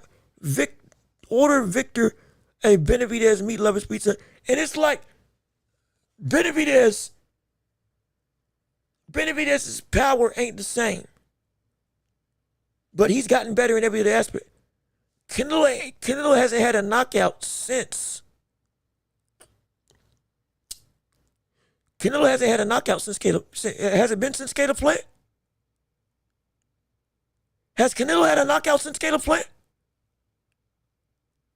He knocked out Kovalev, came back down, fought Caleb Plant,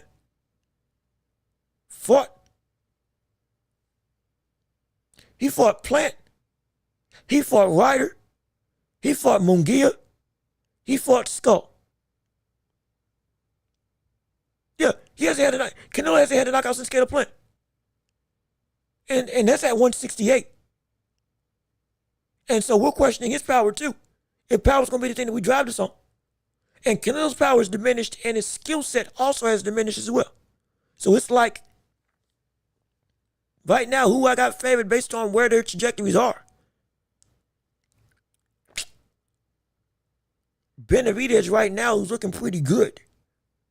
If I lost my power at a height, mind you, Caleb Plant is incredibly tough. Canelo knocking out Caleb Plant is uber impressive. Caleb Plant just refused to go down. Benavidez beat him up worse than Canelo beat him up. Benavidez also didn't struggle with Caleb Plant as much as Canelo struggled with Caleb Plant when he fought against him. He didn't. Don't forget that. This is not an indictment on Canelo's performance. I'm saying Benavidez handled Caleb Plant with much more ease and dominance, though he didn't get the KO, than Canelo handling Caleb Plant even when he got the KO. Oh, it was a night and day dominating sentiment. I'm surprised the ref ain't stopped the fight with Caleb Plant versus Benavidez. Because that fight, you could have stopped it. You could have stopped it. If in any other situation, but you would have stopped it if it wasn't Caleb Plant. So that's like, you can't really hold that against him. Because if we're talking about Benavidez's power at 175. At 168, he still knocked out Boo Boo Andre. He still beat up Caleb Plant to Kingdom Come. He still was destroying Davis. He still was running through everybody that was an actual contender and beating them up, making them quit, making the corner stop the thing. It wasn't until he moved up that all of a sudden he wasn't punching with the same force because the durability was different. But the same domination. We weren't questioning that. We weren't questioning that at all. We weren't, because it still was there. Actually, Canelo running to Benavidez, B-ball, to nobody want to fight him.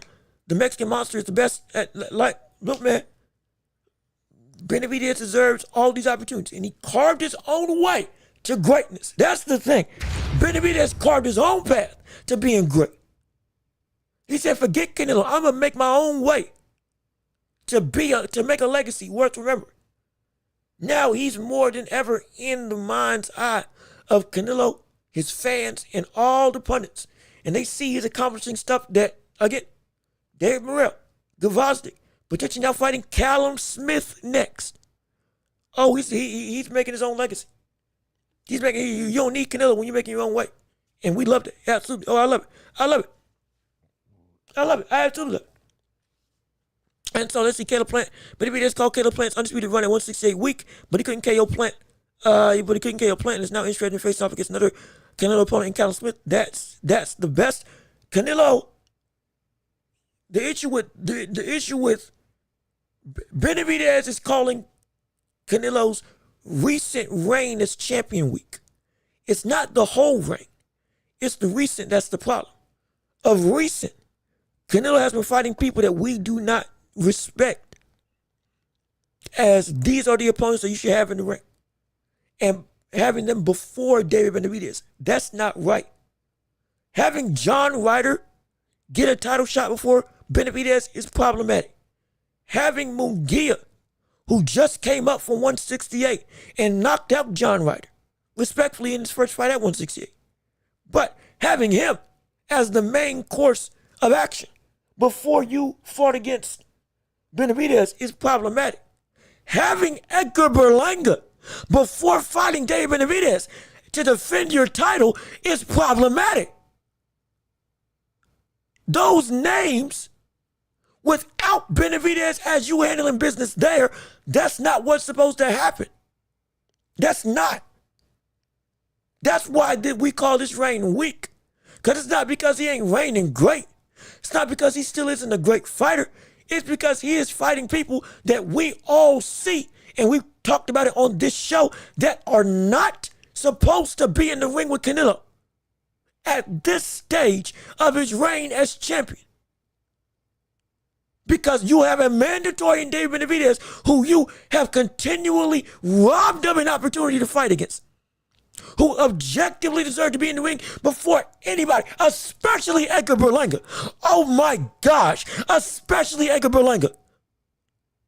Berlanga, before his fight with Canelo, had no business being in the ring with Canelo, hey, even being a contender. We noticed, we watched him for his entire career. There's no way in the world you say you can defend Berlanga as an opponent that should have been taken. Berlanga's worse than Lamar Roach. Lamar Roach showed up and surprised the globe, just like Edgar Berlanga. Oh my gosh, I didn't realize you were that good. At least he was a champion at 130. At least we could say that about Lamar Roach. Berlanga hadn't done nothing. Every win that he had on his undefeated streak was laden with hypocrisy and genuine criticism because it was earned, because he wasn't fighting well. He looked like a bum. But he got a fight before Benavidez. That's weak. That's weak. That's the problem. It's not about just the result, but who you fight and win makes all the difference in the world. Don't let Berlanga's performance all of a sudden negate the fact that Berlanga shouldn't have been in there in the first place. He surprised us all, and we loved it. Got a fight with Chavez because of it. We love it. But there was nobody saying that Berlanga deserved any sniff of a title opportunity. At all. At all. Before that fight. Absolutely not. We ain't going to do revision. We're not going to do revisionist history and just forget leading into all these fights.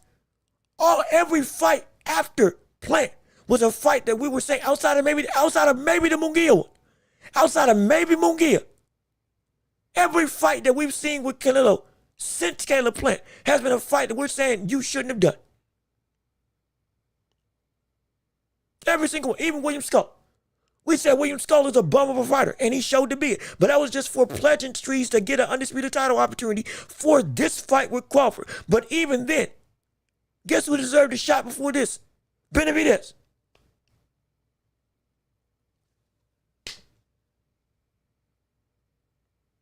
This is the problem. This is the problem with Canelo's career. Canelo and Plant, we've talked about this before. They are not taking the tests that are in front of them.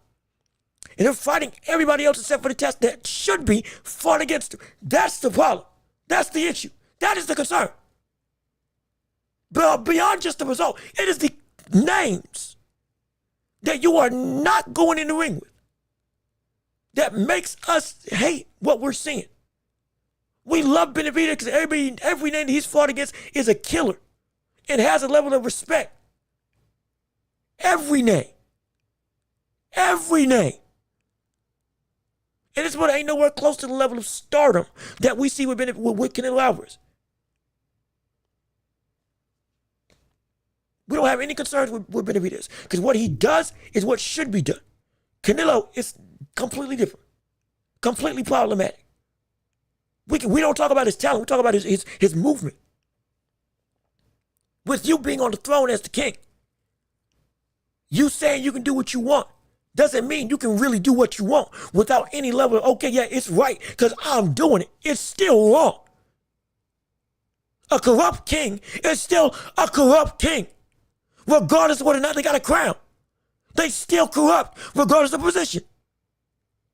We know that now more than ever. But that's the thing. Canelo moving like this is still problematic regardless of whether or not he was at the top or not. The fact that he's at the top is even worse because it's supposed to be you take on all comers regardless. And he hasn't done it. He's avoided one that should have gotten the shot. That's the problem. That's the issue. That's why I can't stand it. That's why I can't stand it at all. Let me see. What else? Quello versus Matias. I got Matias. Hopefully. Good God. Hopefully we see this brother learn some boxing. He can punch for the best of them. Oh, yes, he can. I want him to win by KO. I'm a pick him. But because I now know he can get outboxed genuinely, Quello might have some more to say than we may expect. Might have some more to say about that fight than we expect from the sense of what's going to happen. Absolutely. But let me see. We got CW. Hey, CW. What's good, brother? How you doing?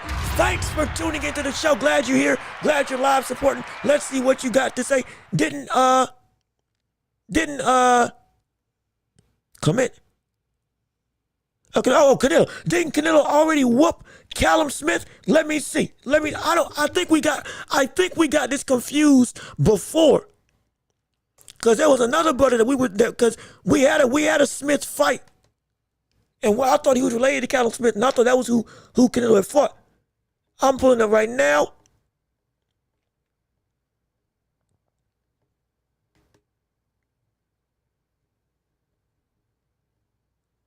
it is. Let me see. Hold on. Hold it. I'm looking. It's slow. My apologies.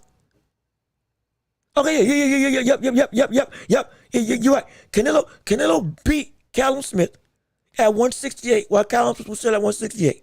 After that fight, Callum Smith moved up to 175, and he went and fought against Artur Beterbiev, but lost because, again, it's Artur Beterbiev.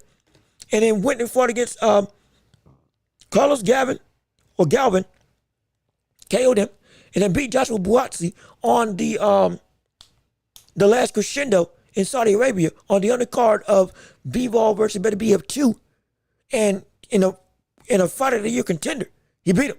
Phenomenal. It was an incredible fight. We watched it live. And so yeah, Callum Smith is the brother that Canelo beat, and Callum Smith moved up to 175, and he's in the rankings of, not in the rankings, he's a mandatory, because Bivol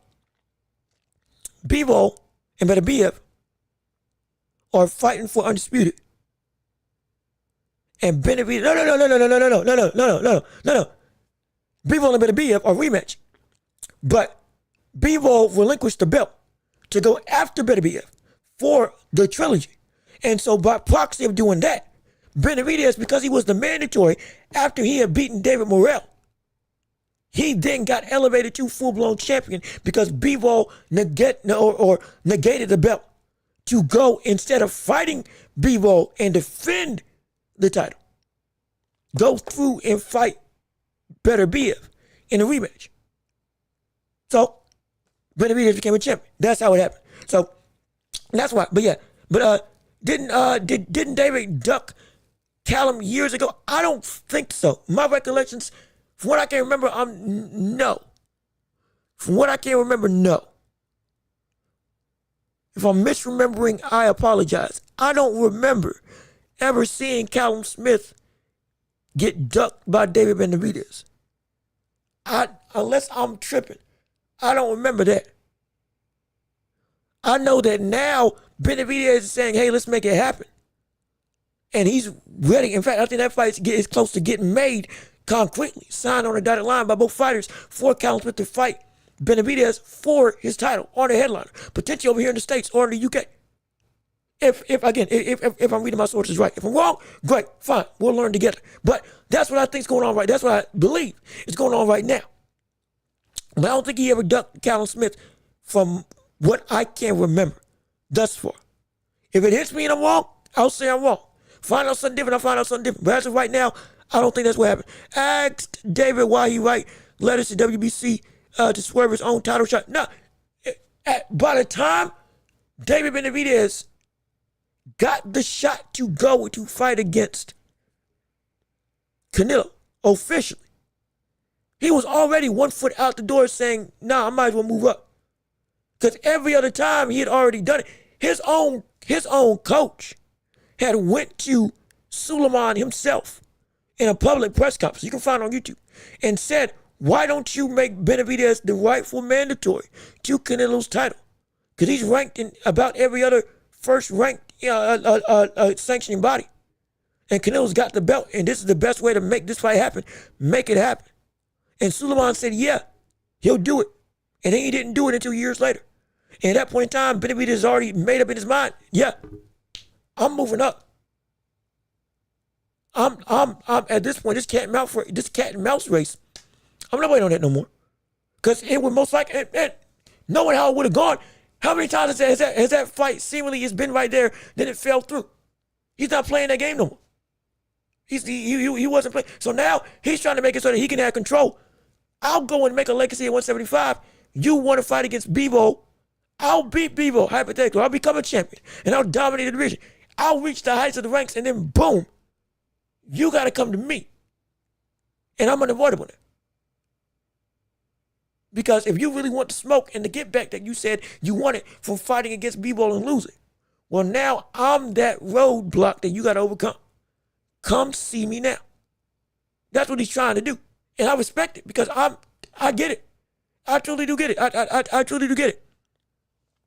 And so And so David started stepping up 2 years ago after already ducking all of 150. Wait, hold on. Time out. I'm sorry. Are you saying that David Benavidez has been ducking opposition since he ducked all of 158? Because if I remember history correctly, David Benavidez outgrew it, moved up, kept on fighting and dominating, beat everybody that he could in lieu of getting a fight with Canelo. Missed weight, got stripped, then gained the belt back. Or when missed weight, got stripped, understandable, came back, won, got himself right, fought every legitimate contender that he could in the division. And then wanted a mandatory shot, got to a mandatory position, got the interim belt, and then still never got it up until right before he was getting ready to leave. So I'm like,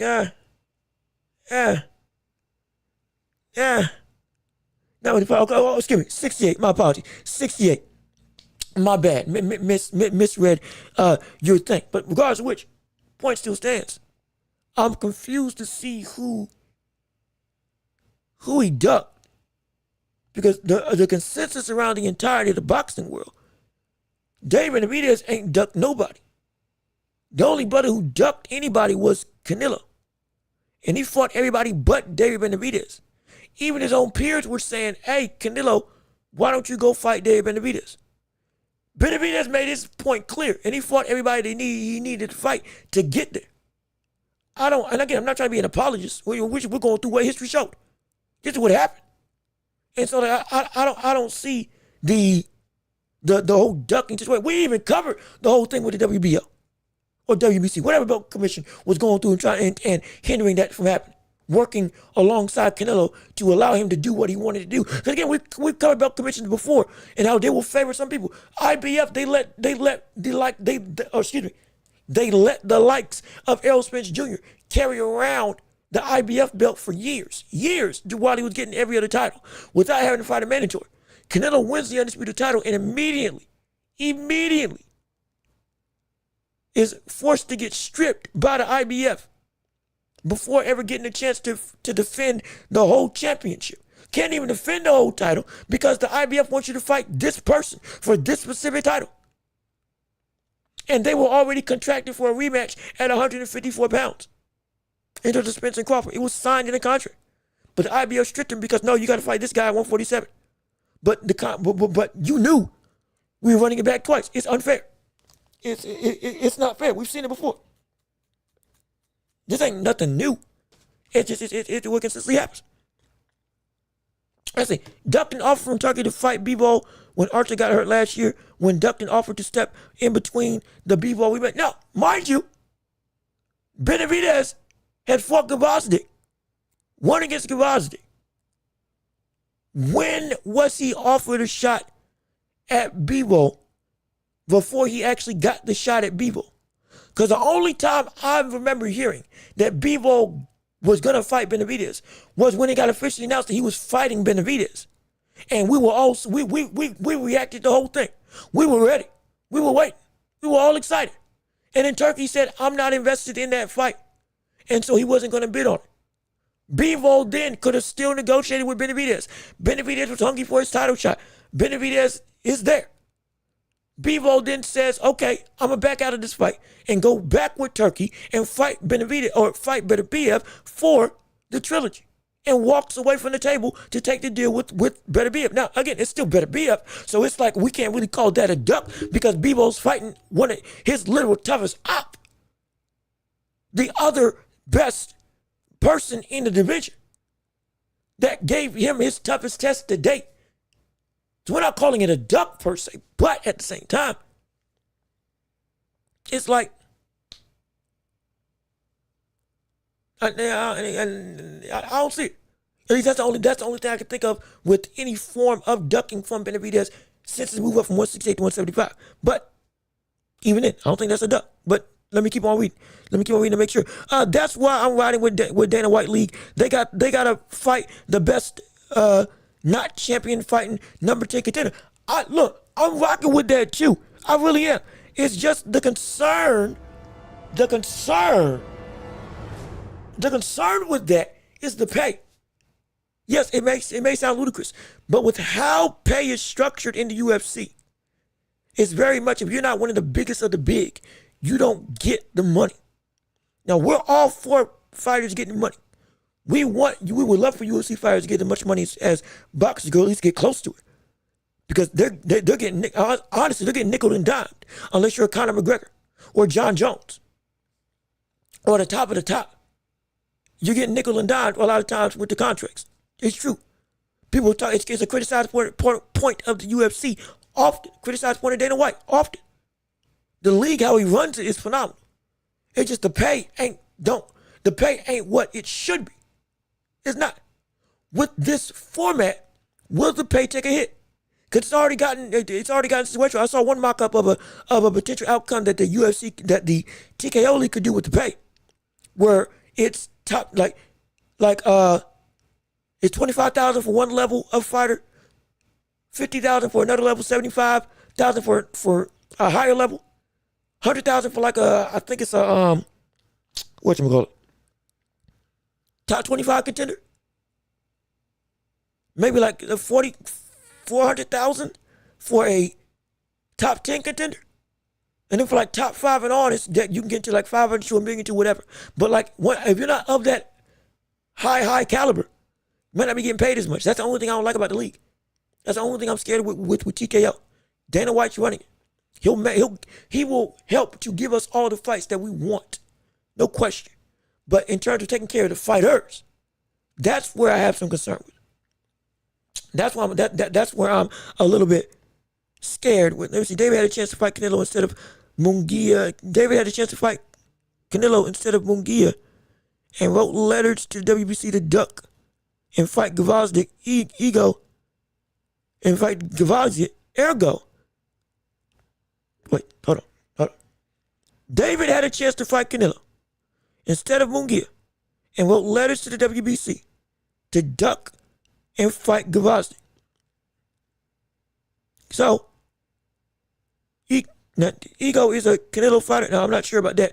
I'm kind of confused with the ego part. But, so you're saying that Benavidez ducked the fight with Canelo when he had the chance, when he wrote the letter. And he could have forced Munguia not to be able to fight him and have to fight the likes of Canelo. But if I remember correctly, Suleiman gave him that opportunity right when he had made the commitment to move up. As in, like, I have to go. I have to. And I believe it was on short notice. And also, it was very much apparent, from what I understand, that fight was most likely going to fall through yet again. And he was going to be wasting time, from what I know. So because of all those things, I get why he said, okay, you're finally giving me a shot, but it's in such constrained situations. Yeah, I'm going to do what I need to do. Understand? Again, that's what I understand. We'll still research and go back through history absolutely later on. And we can cover this more next week, no question about it. But from what I know, that was not a duck. From what I know. It was. From what I know, what we've covered on this show. We can have people in the chat. We've talked about this. We've talked about this before. We've dissected through all of this. We've gone through this whole diatribe. We went through this. You can go back and look at the episode that we covered on. Oh, we went to town with this thing. We were trying to figure this thing out because it was all of it was confusing. But came to consensus. Yeah, no, this wasn't what people were trying to make it out as Benavidez. You gave up yourself an opportunity. No. It was the commission that messed up Benavidez. I'm telling you. It was them and Canelo putting it on such short notice and forcing it to have to go through when he was already fully in mind. I can't make weight. I got to move up. Now you give him the opportunity. Instead of when I could make it. I could do everything I needed to do. I wasn't going to worry about missing weight. I wasn't going to worry about missing out on the belt. I wasn't going to worry about getting fined or anything like that. Outgrowing the division. Now when I'm right here on the doorstep of, I got to go. Now you give me the shot when you know I can't make the weight comfortably. And then there's another excuse. You can knock the fight off. Nah, we ain't doing it. We ain't doing it. We're not doing it. Y'all can't say David ducked Bivol when Bivol was the one that chose to give it the belt. Yeah, see, we covered that as well. We talked about that too. David did duck Bivol. Turkey had sent three to four offers to David before he said he wasn't interested. No. You're missing. Hold on. Whoa. Time out. Wait a minute. Time out. Flag on the play. Hold on. Still an official review. Benavidez was made the mandatory after his fight with Morrell. Benavidez was aproposly going to get a shot with Bivol. We all said, and it was understood, whoever won this was the interim title. And they were going to fight the winner of Bivol and Beterbiev, or fight Bivol outright, since the rematch had already happened between those two. He got named the mandatory by the Ring Magazine. Ring Magazine reported this themselves. David Benavidez was the mandatory.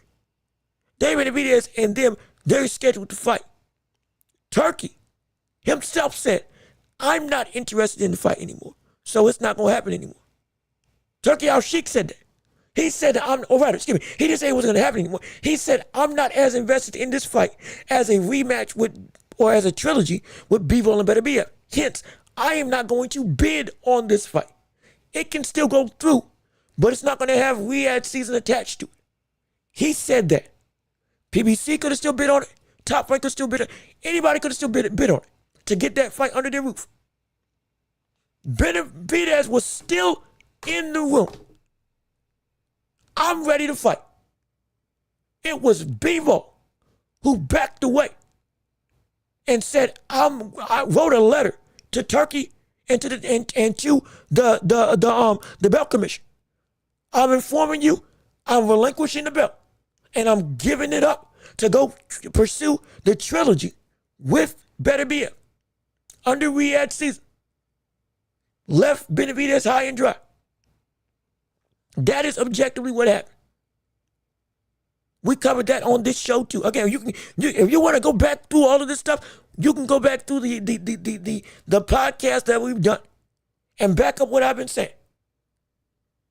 I'm perfectly fine with it. If I'm wrong, I'm wrong. But we went through this whole thing and we covered this in vivid detail as much as we could about what was actually on the up and up for all this stuff. So that's what happened. So no, it wasn't Benavidez ducking. It wasn't. He hasn't, to my knowledge, and going back with history, he hasn't done.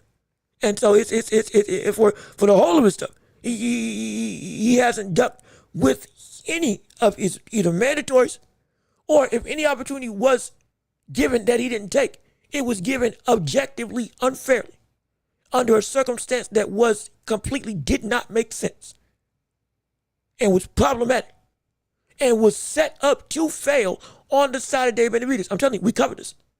This ain't conspiratory. This ain't me trying to make some highbrow, overarching storytelling of all. No, we don't do that. We don't do that. We try to keep it as clean as possible, as informed as possible, and we give you the track record of what we witnessed following with the timeline of the sport to the best of our ability. And everybody who was here when that time was there, they can vouch for it too. We were all saying the same thing. We were all saying the same thing. That it was not Benavidez's fault. All saying the same thing.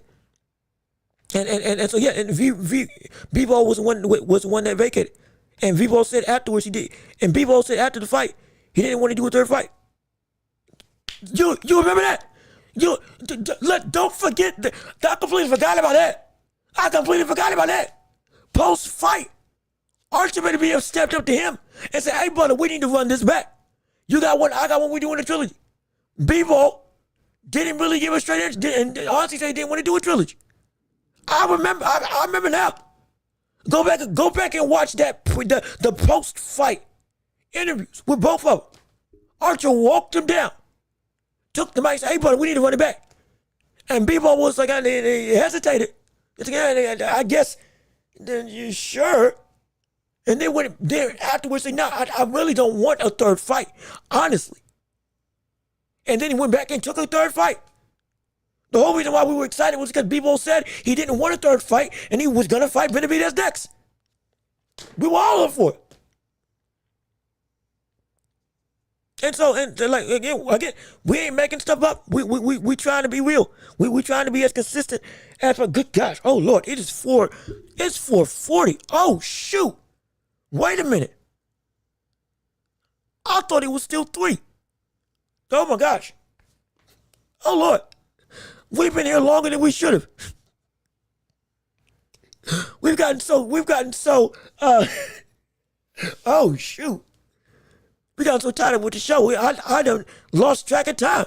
My goodness, we were supposed to be out here by like 3:30. We almost done a 4-hour show. My gosh. It's great. I love it. We're impressed. It's impressive. This might be our longest episode to date. No, excuse me. It's not. It's going to be one of our second longest. Last time we had a 5-hour show when we were talking about Tank Davis. I remember. You can go look that up. That was ridiculous. Insane. But I'm like, we are not trying to be apologists for the likes of Benavidez or anybody for that matter.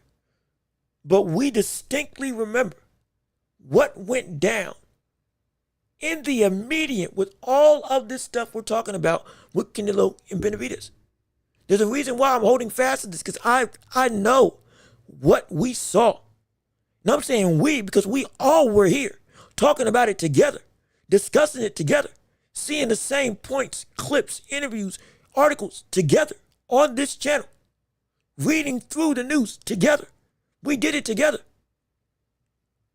I ain't saying nothing that ain't nobody else that's been with this channel has followed me in saying, research for themselves, and also said, yeah, this is right. I'm not saying I know it all. Trust me, I do not. But I know what I know. And I know for a fact that it has not been that Benavidez has been ducking opponents or ducking smoke or avoiding competition for the whole of his career. I know that for a fact. Because if it was, I guarantee you, just like everybody else that watching this show, they know I would have called it out. I would have called it out in a heartbeat. I would have said, hey brother, what you doing? You the Mexican monster. Why aren't you destroying the competition that is worthy of your talent to be in the ring? We would have called it out. In a heartbeat, no question. Because we've done it before. We've done it with Tank and people hate. We've done it with Tank. I've gotten ridiculed. We've done it with Fury, gotten ridiculed. We've done it. It's been a consent. Well, I'm waiting on any way to make a mistake and avoid a competition that he should be fighting. I'm gonna talk about it by him too. If he does what deems to be actual ducking opportunities, no question. Ain't nobody exempt from being a bump and being a duck. But if you're not one, we're not gonna call you that. We're not gonna call you that. Because it don't apply to you. If it does, it applies to you. Not because we're trying to hate on one but the other, we got to keep consistent. We have to. So I'm telling you, I promise you.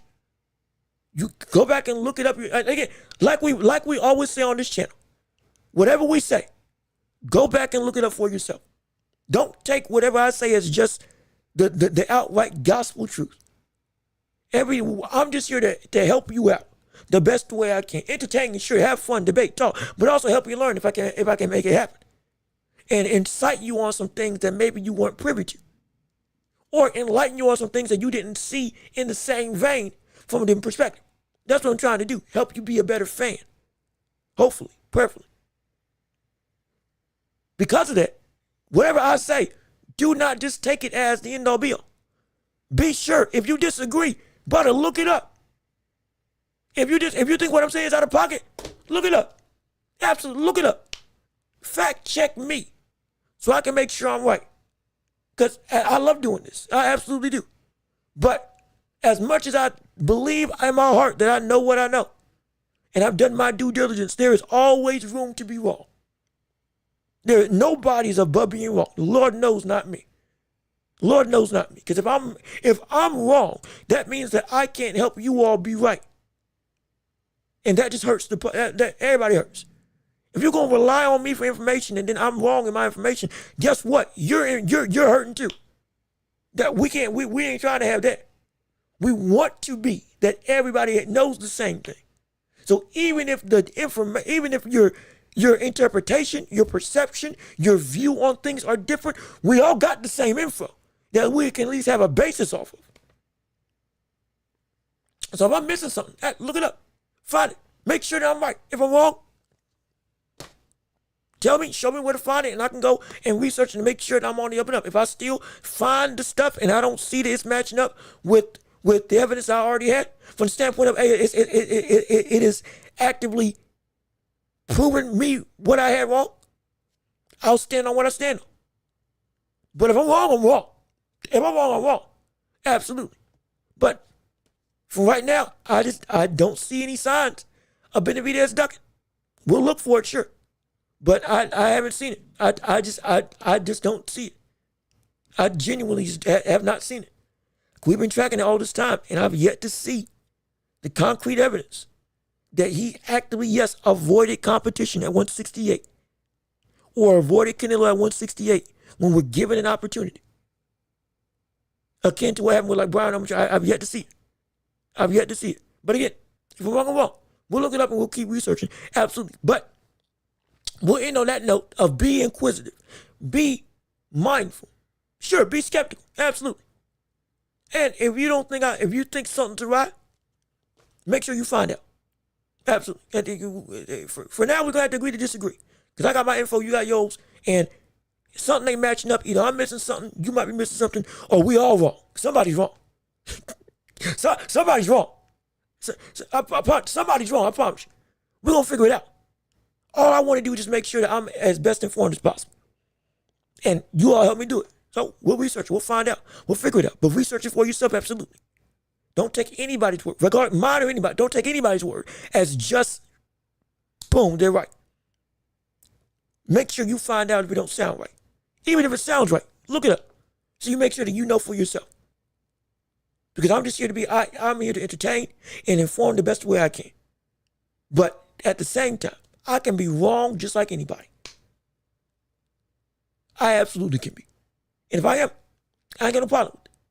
But to make sure that you are in the right, make sure you look up your information. Make sure you look up what I'm saying. And make sure you get the right evidence so you know, yeah, what you stood on, Absolutely. And we don't dissuade other opinions. We don't dissuade news. We don't dissuade that. We want that. Because it helps us cultivate new questions to make us better. That's what we're looking for. We need this type of interaction so we can be sure that we got our stuff straight and we can be better.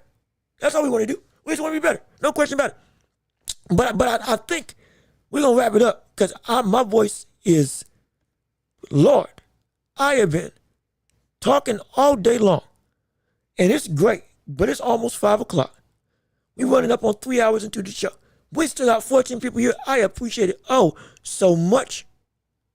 Thank you. Let me see. The boxing COVID interviews with Jose Senior, Sampson, and David that exposes them for captaincy. Boxing. Okay, so Boxing Voice had an interview. Okay, I'll find it. I'll look it up. Thank Boxing Voice. They're the ones that help show light to this. I'll look it up. I'll find out. I'll find out. And we'll see. Again, full disclaimer, I haven't seen that interview. I'll be perfectly honest. I have not seen that interview. Completely honest. Complete transparency. I haven't seen that interview. Now that I know about it, we'll find it and we'll see what's what. Absolutely. But again, keep on being inquisitive. Keep on questioning what I say. Question what anybody says. And be sure, just like you're doing right now, find out what you need to find out. Look up from reputable sources the evidence that is brought to the table. And make sure that it's right. And if it ain't, then it ain't. Plain and simple. Ain't no shame in that. We just want to be better. That's all we're trying to do. Be better. Me be a better entertainer. You all being a better fan. And everybody can be better at enjoying this sport that we love. Absolutely. That's all we can ask for. But again, sentimental stuff aside. As last year in February before we begin. Okay. All right, cool. Thanks for the date. We'll look it up and we'll find out. No question about it. And I'll go find the interview and we'll look at it. And I'll see what it's all about because I haven't seen it. I'll be sure to look at it. But now, We're going to wrap this up and send it home. It's been a phenomenal show. Oh my gosh, it's great. We're a minute under 4 hours. I can't believe it. And we still had upwards of 15 people here for the entirety of the time. Talk about an accomplishment. My goodness. Hey, give yourselves a hand for staying up this long. My gosh. It's been great, but we're going to wrap it up and send it home. So with all that being said, this has been another episode of the Welch Report with me, your host, Jean-Luc Welch. Thank you so much for tuning in and listening to the show. Hopefully you enjoyed it. We had some phenomenal debates, some phenomenal discussions. Canelo, Shakur, I think we talked, do we talk about Tank? I can't remember we talked about Tank. We talked about a plethora of the Brian Norman drinking boots in. We just had a whole smorgasbord of information that we got to discuss as well. And it's all thanks to you and your support that we can make this possible. Please leave a like on the stream before you leave. Comment your thoughts and opinions on whatever you liked or didn't like about the show. Be sure to subscribe to the channel. Hit the notification bell so you know whenever we post on YouTube and what we do with this channel. And please share the show with everybody that you know so we can keep on building up this empire together, all with your support. If you wouldn't mind, if you can support the channel, Cash App, PayPal. If you want to give and support the show, keep the lights on to help us grow and invest back in the show. Anything we'll do, we appreciate it. This is what I do for a living right now, so I'm trying to make the best of it. We ain't got the super chats yet because we ain't got the the watch time yet. But this is the means to do it for the best. And plus, I get to keep all the chatter. Yeah, I ain't sharing this money with nothing with YouTube. I'm bringing it all on my own, at least for now. But shameless pocket watching aside, would mean the world to me if you could support and give to the channel and help us, make a living. Hopefully I made it worth your while. We're going to keep doing this. We're going to be back next week covering the world of boxing, sports, and beyond. Oh, by the way, Game 7.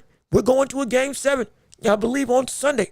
My gosh. First time that we've had in, 6 years since I was in High School Musical, since 2016?